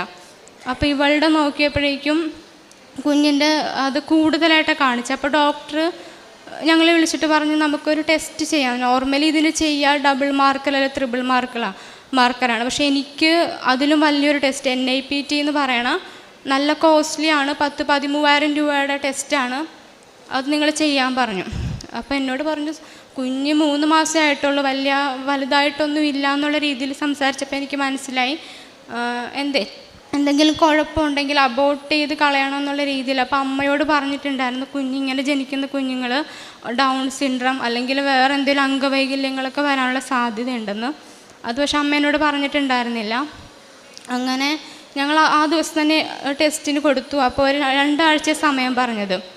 അങ്ങനെ 2 ആഴ്ച നന്നായിട്ട് ടെൻഷൻ അടിച്ചു. പക്ഷെ പ്രാർത്ഥിച്ചുകൊണ്ടിരുന്നു. 2 ആഴ്ച കഴിഞ്ഞപ്പോഴേക്കും ഹോസ്പിറ്റലിൽ നിന്ന് വിളിച്ചിട്ട് പറഞ്ഞു ഒരു കുഴപ്പമില്ല, ടെസ്റ്റൊക്കെ ഓക്കെയാണ്. അതിനുശേഷം പിന്നെ കുഴപ്പമൊന്നും ഉണ്ടായിട്ടില്ല. എല്ലാ മാസത്തെ സ്കാനിങ്ങിലും ഒരു കുഴപ്പം ഉണ്ടായിട്ടില്ല. ഉടമ്പടി തൈലം ഞാൻ എൻ്റെ വയറിൽ തേച്ച് പ്രാർത്ഥിക്കുമായിരുന്നു, തേൻ കഴിക്കുമായിരുന്നു. അതുകൊണ്ട് തന്നെ ഡെലിവറി ആണെങ്കിലും പിന്നീട് അങ്ങനെ ഒരു കുഴപ്പം ഉണ്ടായിട്ടില്ല. ഇത്ര അനുഗ്രഹങ്ങൾ തന്ന അമ്മയ്ക്കും തിരുക്കുമാറിനും 1000 നന്ദി. പിന്നെ ഇവിടുന്ന് കിട്ടുന്ന പത്രം വീട്ടിലങ്ങനെ വെച്ചുകൊണ്ടിരിക്കില്ല, എല്ലായിടത്തും കൊണ്ടു നടന്ന് കൊടുക്കും. വീടുകളിലായാലും ഓട്ടോ സ്റ്റാൻഡ്, ടൗൺ, അങ്ങനെ എല്ലായിടത്തും കൊണ്ട് നടന്ന് കൊടുക്കും. പിന്നെ കാരുണ്യ പ്രവൃത്തികൾ ചെയ്യാറുള്ളത് സാമ്പത്തികമായിട്ട് ബുദ്ധിമുട്ടുള്ള ആൾക്കാർക്ക് എന്നാലാവുന്ന വിധം അവർക്ക് പൈസ കൊടുത്ത് സഹായിക്കും. പിന്നെ പ്രായമായിട്ടുള്ളവരുടെ വൃദ്ധസദനങ്ങളിൽ പോയിട്ട് അവർക്ക് ഭക്ഷണ സാധനങ്ങളും ഫുഡൊക്കെ കൊടുക്കാറുണ്ട്. ഇത്തരം അനുഗ്രഹങ്ങൾ നൽകിയ അമ്മയ്ക്കും തിരുക്കുമാരനും 1000 നന്ദി. എൻ്റെ പേര് ജാൻസി തോമസ്. ഞാൻ കാർട്ടൂർ പള്ളോട്ടേൻ ഇടവയിൽ നിന്നാണ് വരുന്നത്. ഞാൻ 2019 ഡിസംബർ 27-ാം തീയതിയാണ് ഇവിടെ വന്ന് ഉടമ്പടി എടുക്കുന്നത്. അപ്പോൾ 6 നിയോഗങ്ങൾ ഞാൻ മാതാവിൻ്റെ നടയിൽ സമർപ്പിച്ചിട്ടുണ്ട്. അത് 4 കാര്യങ്ങൾ എനിക്ക് സാധിച്ചു കിട്ടി. ഒന്നാമത്തെ സാക്ഷ്യം, ഞങ്ങൾക്കൊരു ഭവനമായിരുന്നു. ഞങ്ങളുടെ ഭവനം ഒത്തിരി വർഷം പഴക്കം ചെന്നതായിരുന്നു. ഞങ്ങൾക്കൊരു ഭവനം വെക്കാനുള്ള സാമ്പത്തികം ഒന്നുമില്ലായിരുന്നു. ഞാനൊരു വിധവയാണ്. അതുകൊണ്ട് തന്നെ ഞാൻ മാതാവിൻ്റെ നടയിൽ വന്ന് പ്രാർത്ഥിച്ചു കണ്ണുനീരോടുകൂടി. അപ്പോൾ എൻ്റെ ഈ മോൾക്ക് വിദേശത്ത് പോകാനുള്ളൊരു വഴി മാതാവ് ഒരുക്കി തന്ന് അതിലൂടെ ഞങ്ങൾക്ക് നല്ലൊരു ഭവനം മാതാവ് തന്ന് അനുഗ്രഹിച്ചു. 1 വർഷത്തിനുള്ളിൽ ആ ഭവനത്തിൻ്റെ പണി തീർന്ന് ഞങ്ങൾ കയറി താമസിക്കുകയും ചെയ്തു. രണ്ടാമത്തേത് ഈ മോളുടെ കല്യാണമായിരുന്നു. അപ്പോൾ ആ ഭവനത്തിൻ്റെ പണി കയറി ഞങ്ങൾ കയറി താമസിക്കുകയും 1 മാസത്തിനുള്ളിൽ മോളുടെ കല്യാണം നടക്കുകയും ചെയ്തു. സാമ്പത്തികമായി 1 രൂപ പോലും ഞങ്ങളുടെ കയ്യിലില്ലായിരുന്നു. മാതാവ് ഞങ്ങളുടെ ഭവനത്തിൽ വന്നു നിന്ന് എല്ലാ കാര്യങ്ങളും മാതാവ് സാധിച്ചു തന്നു, ഒന്നിനും ഒരു കുറവില്ലാതെ. മൂന്നാമത്തെ സാക്ഷ്യം, എൻ്റെ ഇടതുവശത്ത് ഒരു മുഴ പോലെ വന്ന് ഞാൻ വണ്ടാനം ഹോസ്പിറ്റലിൽ കൊണ്ടുപോയി കാണിക്കുകയും MRI ചെയ്യണമെന്നും പറഞ്ഞു. ഞാൻ നേരെ ഇവിടെ കൃപാസനത്തിൽ വന്ന് മാതാവിനോട് പ്രാർത്ഥിച്ച് മാതാവിൻ്റെ നേർച്ച വസ്തുക്കൾ ഉടമ്പടി തൈലം പുരട്ടുകയും ഉപ്പും തേനുമൊക്കെ ഉള്ളിൽ കഴിക്കുകയും ചെയ്തതിൻ്റെ ഫലമായിട്ട് ഞാൻ ആശുപത്രിയിൽ പോവുകയും സ്കാൻ ചെയ്യുക ഒന്നും ചെയ്തില്ല. എനിക്ക് പൂർണ്ണമായും ആ മുഴ സുഖപ്പെട്ടു. 4ാമത്തെ സാക്ഷ്യം, എൻ്റെ 2ാമത്തെ മോള് നേഴ്സിംഗ് പഠിച്ചിറങ്ങിയപ്പോൾ അവൾ പല ഹോസ്പിറ്റലിലും കൊണ്ട് ബയോഡാറ്റ സമർപ്പിച്ചെങ്കിലും എങ്ങൊന്നും വിളിച്ചില്ല. പിന്നെ മാതാവിൻ്റെ അടുത്ത് വന്ന് പ്രാർത്ഥിച്ചു. ഞാൻ ഡേറ്റ് ഇട്ട് പ്രാർത്ഥിക്കാൻ പോയാണ്, മാതാവേ എൻ്റെ മോൾക്ക് എവിടെയെങ്കിലും ഒരു ജോലി ശരിയാക്കി തരണമെന്ന്. അങ്ങനെ ഡേറ്റ് ഇട്ട് പ്രാർത്ഥിച്ചു. ഫെബ്രുവരി 28 ഞാൻ ഇട്ടത്. അങ്ങനെ 2 സ്ഥലത്തു നിന്നും മോളെ വിളിച്ചു, ഒന്ന് മുംബൈയിൽ നിന്നും ഒന്ന് ഹൈദരാബാദിൽ നിന്നും. ആ 28-ാം തീയതി തന്നെ എൻ്റെ മോള് ജോലിക്ക് കയറുകയും ചെയ്തു. ഇത്രയേറെ അനുഗ്രഹങ്ങൾ തന്ന പരിശുദ്ധ അമ്മയ്ക്കും ഈശോയ്ക്കും കോടാനകോടി നന്ദിയും സ്തുതിയും അർപ്പിക്കുന്നു. അല്ലാതെ തന്നെ എനിക്ക് വേറൊരു അസുഖം ഉണ്ടായിരുന്നു. എൻ്റെ ഈ കീറി ഒരു വശത്തേക്ക് ഓടിപ്പോവുകയും എനിക്ക് സംസാരിക്കാനോ ഒന്നും പറ്റാത്ത അവസ്ഥയായിരുന്നു. ആശുപത്രി പോവുകയും ഡോക്ടറെ കാണുകയും ചെയ്ത് ഡോക്ടർ പറഞ്ഞു തലയിലൊരു ഞരമ്പ് ഡാമേജായി പോയതാണെന്ന് പറഞ്ഞു. അങ്ങനെ മരുന്ന് തന്നു വിട്ട് 2 ആഴ്ച കഴിഞ്ഞ് ചെല്ലാൻ പറഞ്ഞു. അങ്ങനെ ഞാൻ മാതാവിൻ്റെ ഉടമ്പടി വസ്തുക്കളൊക്കെ ഈ ചുണ്ടിൽ പുരട്ടി പ്രാർത്ഥിക്കുകയും എനിക്ക് എൻ്റെ നാവൊന്നും തെരിയത്തില്ലായിരുന്നു, എനിക്ക് സംസാരിക്കാനൊന്നും പറ്റത്തില്ലായിരുന്നു. അപ്പം ഞാൻ മാതാവിനോട് പറഞ്ഞു, മാതാവ് എനിക്ക് സാക്ഷ്യം പറയാനുള്ളതാണ്, എനിക്ക് ഈ നടയിൽ വന്നിരുന്ന് സാക്ഷ്യം പറയാൻ എൻ്റെ നാവ് തെരിച്ചു തരണമെന്ന് പറഞ്ഞു. അങ്ങനെ എൻ്റെ നാവ് തെരിച്ചു തന്നു. പിന്നെ 2 ആഴ്ച കഴിഞ്ഞ് ഹോസ്പിറ്റൽ ഡോക്ടറെ കാണാൻ ചെന്നപ്പോൾ ഡോക്ടർ ഇങ്ങോട്ട് പറഞ്ഞു, ഇത് വല്ലാത്തൊരു അനുഭവം തന്നെയാണ്. ഈ അസുഖം വരുന്നവർ ഒരു ജീവിത അവസാനം വരെ ഈ ഒരു വശം ഇങ്ങനെ തന്നെ ഇരിക്കത്തേള്, ഇത് വല്ലാത്തൊരു അനുഭവം തന്നെയാണെന്ന് പറഞ്ഞു. എനിക്ക് പരിശുദ്ധ മാതാവാണ് എൻ്റെ ഈ മുഖം നല്ല ക്ലിയറാക്കി തന്ന് എനിക്ക് നാവൊക്കെ ധരിക്കാൻ പറ്റിയത്.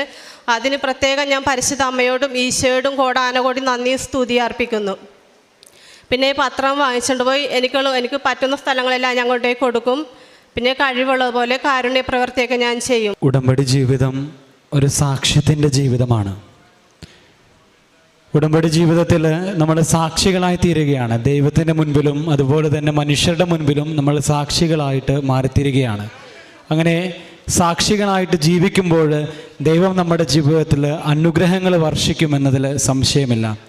അങ്ങനെ ഒരു സാക്ഷ്യമാണ് നമ്മളിപ്പോൾ കേട്ടത്. ജാൻസി തോമസ് എന്ന സഹോദരിയും ആ സഹോദരിയുടെ മകളും നമ്മളുടെ മുൻപിൽ പങ്കുവെച്ചത് അവരുടെ ജീവിതത്തിൽ മറ്റാരും ആശ്രയമില്ലാതിരുന്നപ്പോൾ പരിശുദ്ധ അമ്മയിലും തിരുക്കുമാരനിലും അവരുടെ ജീവിതം പൂർണ്ണമായിട്ട് സമർപ്പിച്ചപ്പോൾ അവരുടെ ജീവിതത്തിൽ അത്ഭുതങ്ങൾ സംഭവിക്കുകയാണ്, അടയാളങ്ങൾ സംഭവിക്കുകയാണ്. ഒരു ഭവനമില്ലാത്ത അവസ്ഥയിലും അതുപോലെ തന്നെ തൻ്റെ മുഖം കോടിപ്പോയ അവസ്ഥയിലും തനിക്ക് സംസാരിക്കുവാനായിട്ട് സാധിക്കാതിരുന്ന അവസ്ഥയിലും ഉടമ്പടി തൈലം തേച്ചുകൊണ്ട് പ്രാർത്ഥിക്കുകയും പരിശുദ്ധ അമ്മയോട് നിൻ്റെ പ്രത്യക്ഷീകരണത്തിൻ്റെ സാക്ഷിയാക്കി എന്നെ മാറ്റണമേ, അങ്ങനെയാണെങ്കിൽ അൽത്താരയിൽ വന്ന് ഞാൻ സാക്ഷ്യം പറയാമെന്ന് ഈ സഹോദരി പറഞ്ഞപ്പോൾ ഈ സഹോദരിക്ക് അത്ഭുതകരമായിട്ടുള്ള സൗഖ്യം ലഭിക്കുകയാണ്. അതുപോലെ തന്നെ ഈ സഹോദരിയുടെ മകൾ പറയുകയാണ്, തൻ്റെ ഭർത്താവിന് എല്ലാ മെറിറ്റുമുണ്ടായിരുന്നിട്ടും ഒരു ജോലി കിട്ടാതിരുന്ന സമയത്ത് പരിശുദ്ധ അമ്മയോട് ഉടമ്പടി ചെയ്ത് പ്രാർത്ഥിക്കുവാനായിട്ട് തീരുമാനിച്ചപ്പോൾ അതൊരു വലിയ സാക്ഷ്യമായിട്ട് മാറിത്തീർന്നു. തനിക്ക് പെട്ടെന്ന് തൻ്റെ ഭർത്താവിന് പെട്ടെന്ന് ജോലി കിട്ടുന്നു, പുറത്തേക്ക് പോകുവാനായിട്ടുള്ള കാര്യങ്ങൾ ഒരുക്കപ്പെടുന്നു. അങ്ങനെ തിരിച്ചു വന്ന് ഈ സഹോദരി അത്രയും നാൾ അമ്മയുടെ ഉടമ്പടിയിലായിരുന്നു പ്രാർത്ഥിച്ചിരുന്നത്, എന്നാൽ സ്വന്തമായിട്ട് ഉടമ്പടി എടുക്കുവാനുള്ള ഒരു തീരുമാനത്തിലേക്ക് കടന്നു വരുന്നു. അതിനുശേഷം ജീവിതത്തിലേക്ക് വരുന്ന രോഗത്തിൻ്റെ അവസ്ഥകളും തനിക്കുണ്ടാകുന്ന വിഷമതകളും പോരായ്മകളുമൊക്കെ പരിശുദ്ധ അമ്മയിലും തിരുക്കുമാരനും സമർപ്പിക്കുമ്പോൾ ജീവിതത്തിൽ അത്ഭുതം കാണുവാനായിട്ട് തുടങ്ങുകയാണ്. പ്രിയമുള്ളവരെ, ഉടമ്പടി ജീവിതം സാക്ഷ്യത്തിൻ്റെ ജീവിതമാണ്. നമ്മൾ ദൈവത്തിൻ്റെ മുൻപിലും ജനങ്ങളുടെ മുൻപിലും സാക്ഷികളായിട്ട് ജീവിക്കുമ്പോൾ നമ്മളുടെ ജീവിതത്തിൽ അത്ഭുതങ്ങളും അടയാളങ്ങളും സംഭവിക്കും. പരിശുദ്ധ അമ്മയുടെ സാന്നിധ്യം നമുക്ക് ലഭിക്കും. നമ്മൾ അനേകരുടെ മുൻപിൽ പരിശുദ്ധ അമ്മയുടെ പ്രത്യക്ഷീകരണത്തിന് സാക്ഷിയായിത്തീരും എന്നുള്ള വലിയ ഓർമ്മപ്പെടുത്തലാണ് ജാൻസി തോമസ് എന്ന സഹോദരിയും ഈ സഹോദരിയുടെ മകളും നമ്മൾക്ക് നൽകുന്ന സാക്ഷ്യം.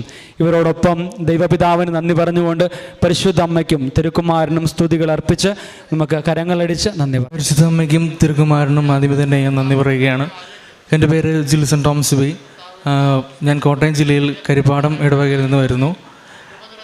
എൻ്റെ ജീവിതത്തിൽ നടന്ന ഏറ്റവും വലിയൊരു അനുഗ്രഹമാണ് ഞാനിന്നിവിടെ പറയുന്നത്. ഞാൻ 2022 ഏപ്രിൽ 12-ാം തീയതിയാണ് ഇവിടെ ആദ്യമായി ഉടമ്പടി എടുത്തിരിക്കുന്നത്. എൻ്റെ അമ്മ പറഞ്ഞാണ് ഞാൻ കൃപാസനത്തെ പറ്റി അറിഞ്ഞത്. അമ്മ പറഞ്ഞു, നീ ഉടമ്പടി എടുക്കുക, നിൻ്റെ എല്ലാ കാര്യങ്ങളും നടക്കും. എൻ്റെ ഏറ്റവും വലിയ കാര്യം എന്തെന്ന് പറഞ്ഞാൽ എനിക്ക് വിദേശത്ത് പോകണം, ജോലി ചെയ്യണം. അതായിരുന്നു എൻ്റെ ഏറ്റവും വലിയ കാര്യം. എനിക്ക് UK പോകണമെന്നായിരുന്നു എൻ്റെ ആഗ്രഹം.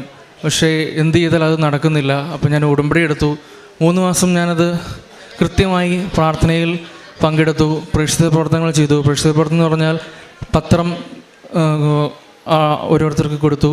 അതുപോലെ തന്നെ പ്രായമായ ആൾക്കാരെ പോയി സഹായിച്ചു. എൻ്റെ അടുത്ത് തന്നെ ഒരു ഓൾഡ് ഏജ് ഹോം ഉണ്ടായിരുന്നു.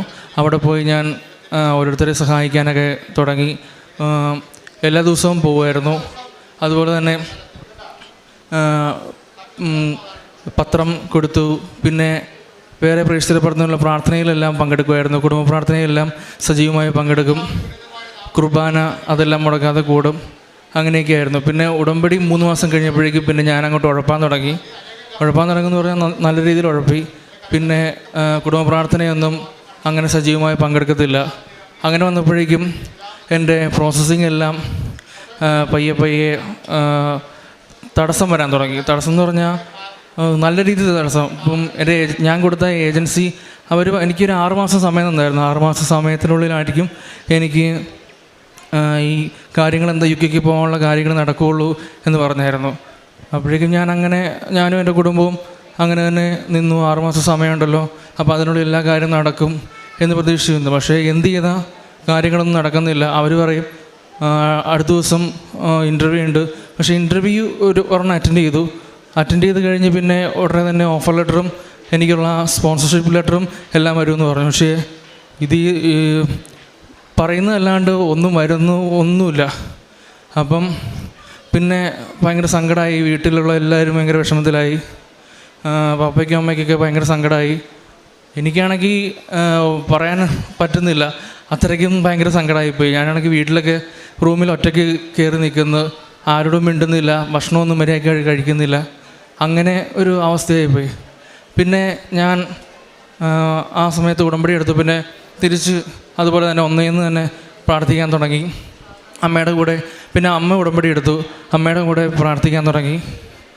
പിന്നെ എന്താ പറയുക, പ്രാർത്ഥനകൾ കാര്യങ്ങളിലൊക്കെ പിന്നെ ഞാൻ തിരിച്ച് ആക്റ്റീവായി തുടങ്ങി. അങ്ങനെ ഇരിക്കെ ഞാൻ പിന്നെ പഴയ ഏജൻസിയിൽ നിന്നുള്ള പൈസയെല്ലാം തിരിച്ച് മേടിച്ചു. എനിക്കിനി ഞാൻ പ്രോസസ്സിംഗ് എല്ലാം സ്റ്റോപ്പ് ചെയ്യുകയാണ്, അതെല്ലാം തിരിച്ച് തന്നേക്കാൻ പറഞ്ഞു. പൈസയെല്ലാം തിരിച്ച് മേടിച്ചു. അങ്ങനെ പിന്നെ എനിക്ക് ഞാൻ പിന്നെ പോകണ്ട എന്നുള്ള രീതിയിൽ മനസ്സിനെ പറഞ്ഞ് തൃപ്തിപ്പെടുത്തി. പിന്നെ കുടുംബത്തിലുള്ള ചേച്ചിമാരും കസിൻസൊക്കെ പറഞ്ഞ് അങ്ങനെ ചിന്തിക്കരുത്, നീ പ്രാർത്ഥിക്ക്, നിനക്ക് കിട്ടും എന്നെല്ലാം പറഞ്ഞ് പിന്നെ എനിക്ക് പുതിയൊരു ഏജൻസിയുടെ നമ്പർ കിട്ടി. അങ്ങനെ ഞാൻ ആ പുള്ളിയെ വിളിച്ചു. ആ പുള്ളി എനിക്ക് 2 മാസം സമയം തന്നു. 2 വർഷം ഞാൻ കാത്തിരുന്ന കാര്യമായിരുന്നു UK പോകാൻ. പുള്ളി എനിക്ക് അത് 2 മാസം കൊണ്ട് എൻ്റെ ഇൻ്റർവ്യൂ എനിക്ക് റെഡിയാക്കി തന്നു. ഓഫർ ലെറ്ററും എനിക്ക് മെയിൽ വഴി വന്നു. COSും എനിക്ക് മെയിൽ വഴി വന്നു. അങ്ങനെ ഞാൻ പിന്നെ വിസയ്ക്ക് വെച്ച് കഴിഞ്ഞപ്പോഴേക്കും എനിക്ക് ഭയങ്കര പേടിയായിരുന്നു. കാരണം വെച്ചാൽ ഇപ്പോൾ എല്ലായിടത്തും ഫേക്ക് COSും കാര്യങ്ങളെല്ലാം ഇറങ്ങുന്നുണ്ട് എന്ന് വെച്ചാൽ വർക്ക് വിസയുടെ കാര്യത്തിൽ. അപ്പോൾ ഓരോരുത്തർ പറഞ്ഞ് പേടിപ്പിക്കാൻ തുടങ്ങി. അതുപോലെ തന്നെ യൂട്യൂബിലൊക്കെ കാണുമ്പോഴേക്കും എന്താ പറയുക, ഫേക്ക് COS ഇറങ്ങുന്നുണ്ട്. അപ്പോൾ നമുക്ക് ഫേക്ക് COS ആയിട്ട് നമ്മൾ VFS ഓഫീസിൽ പോയിട്ടുണ്ടെങ്കിൽ നമുക്ക് 10 വർഷത്തെ ബാൻ അടിച്ച് കിട്ടും. പക്ഷെ ഞാനതൊന്നും കാര്യമാക്കിയില്ല. അമ്മ പറഞ്ഞു, നീ നിൻ്റെ കാശ് രൂപം കൊണ്ട് നീ പ്രാർത്ഥിക്കുക.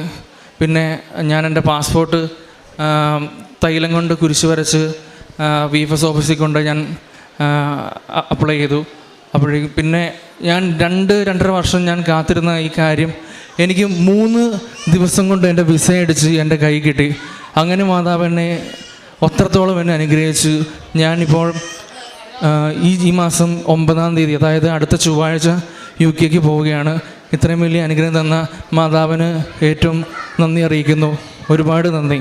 ഉത്സാഹത്തിന്, ഉണർവിന് പരിശുദ്ധ അമ്മയാണ് നമുക്ക് മാതൃക. ഉടമ്പടിയുടെ സൗഭാഗ്യ ചിഹ്നമാണ് അമ്മ എന്ന് പറയുക. അതായത് അമ്മയുടെ ജീവിതത്തിൽ എല്ലാം നന്മ മാത്രമായിരുന്നില്ല. ദൈവപുത്രനെ ഗർഭം ധരിക്കും എന്ന് പറഞ്ഞ ആ നിമിഷം മുതൽ പിന്നെ അമ്മയുടെ ജീവിതം എങ്ങനെയാണ് എന്ന് തിരുവചനങ്ങളിലൂടെ കടന്നു പോകുമ്പോൾ നമുക്ക് സുപരിചിതമാണ്. കുരിശിൻ ചുവട് വരെ എത്തി നിൽക്കുന്നതാണ് അമ്മയുടെ ജീവിതം. അപ്പോൾ അവൻ്റെ രാജ്യത്തിന് അവസാനമുണ്ടാകില്ല എന്ന് പറഞ്ഞ ആ വചനമാണ് അമ്മ ഹൃദയത്തിൽ സൂക്ഷിച്ചത്. കുരിശിൻ ചുവട്ടിൽ കിടക്കുമ്പോഴും തൻ്റെ മകൻ നിസ്സഹായനല്ല, അവൻ രാജാക്കന്മാരുടെ രാജാവാണ് എന്നുള്ള ആ ഒരു വിശ്വാസം, ആ ഒരു പ്രത്യാശ, അതിലായിരുന്നു അമ്മയുടെ ഉത്സാഹവും തീഷ്ണതയും തിടുക്കവും. ഉടമ്പടി മകൻ എടുക്കുന്നു. ജിൽസൺ ടോം സിബി ഉടമ്പടി എടുത്ത് ഉടമ്പടിയൊക്കെ വളരെ കൃത്യമായിട്ട് 3 മാസം മുമ്പോട്ട് കൊണ്ടുപോയി. തനിക്ക് ഒരേ ഒരു ആഗ്രഹം, വിദേശത്തേക്ക് പോകണം, അതും UK പോകണം. എന്നാൽ ഏജൻസിയെ സമീപിച്ച് 2 വർഷം, അതായത് ഇപ്പോൾ 2 വർഷത്തോളമായി. അപ്പോൾ ദിവസങ്ങൾ ഇങ്ങനെ പോകുന്നതല്ലാതെ തൻ്റെ കാര്യത്തിലൊരു തീരുമാനമില്ല. ഉടമ്പടി ഉഴപ്പി എന്നാണ് പറയുക. പിന്നീട് അങ്ങോട്ട് താൻ കാണിച്ചിരുന്ന ആ തീഷ്ണതയും ആ താല്പര്യവുമൊക്കെ കുറഞ്ഞു പോകുന്നു. ഒരു മുറിയിൽ തന്നെ താൻ തന്നെ ബന്ധിച്ചിട്ട അവസ്ഥയിലേക്കൊക്കെ മാറുന്ന ഈ മകന് വീണ്ടും പ്രത്യാശയുടെ കിരണങ്ങളാണ് ഉടമ്പടി സമ്മാനിച്ചത്. ഈ മകനെ മറന്നു പോകുന്ന ഒരമ്മയല്ല, ഈശോയല്ല ഈ മകനെ എന്നല്ല, ഉടമ്പടി എടുത്ത ഒരു മക്കളെയും മറക്കുന്ന ദൈവമല്ല നമുക്കുള്ളത്. പിന്നീട് വീണ്ടും ഇവിടെ വന്ന് പുതുക്കുവാൻ തന്നെ തീരുമാനിക്കുകയും തൻ്റെ മമ്മിയും ഉടമ്പടി എടുത്തു. പൂർവാധികം ഉണർവോടെ വീണ്ടും കാരുണ്യ പ്രവർത്തികളൊക്കെ ചെയ്യുന്ന കാര്യം കൃപാസന പത്രം കൊടുക്കുന്നു. തൻ്റെ കൗദാശിക ജീവിതത്തിൽ ഒന്നുകൂടി ഉത്സാഹിയാകുന്നു. അപ്പോൾ തീഷ്ണതയോടെ തിടുക്കത്തോടെ തൻ്റെ ഇളയമ്മയെ ശുശ്രൂഷിക്കാൻ പോയ മറിയത്തിൻ്റെ മാതൃകയാണ് നമുക്കിവിടെ ഉടമ്പടിയിൽ വേണ്ടത്. അതാണ് നമുക്ക് കാണുവാൻ കഴിയേണ്ടത്. അങ്ങനെ അതുകൊണ്ടാണ് തിരുവചനം പറയുക, നിങ്ങളിൽ ഓരോരുത്തരും നിങ്ങളുടെ പ്രത്യാശയുടെ പൂർത്തീകരണത്തിനായി അവസാനം വരെ ഇതേ ഉത്സാഹം തന്നെ കാണിക്കണമെന്ന്.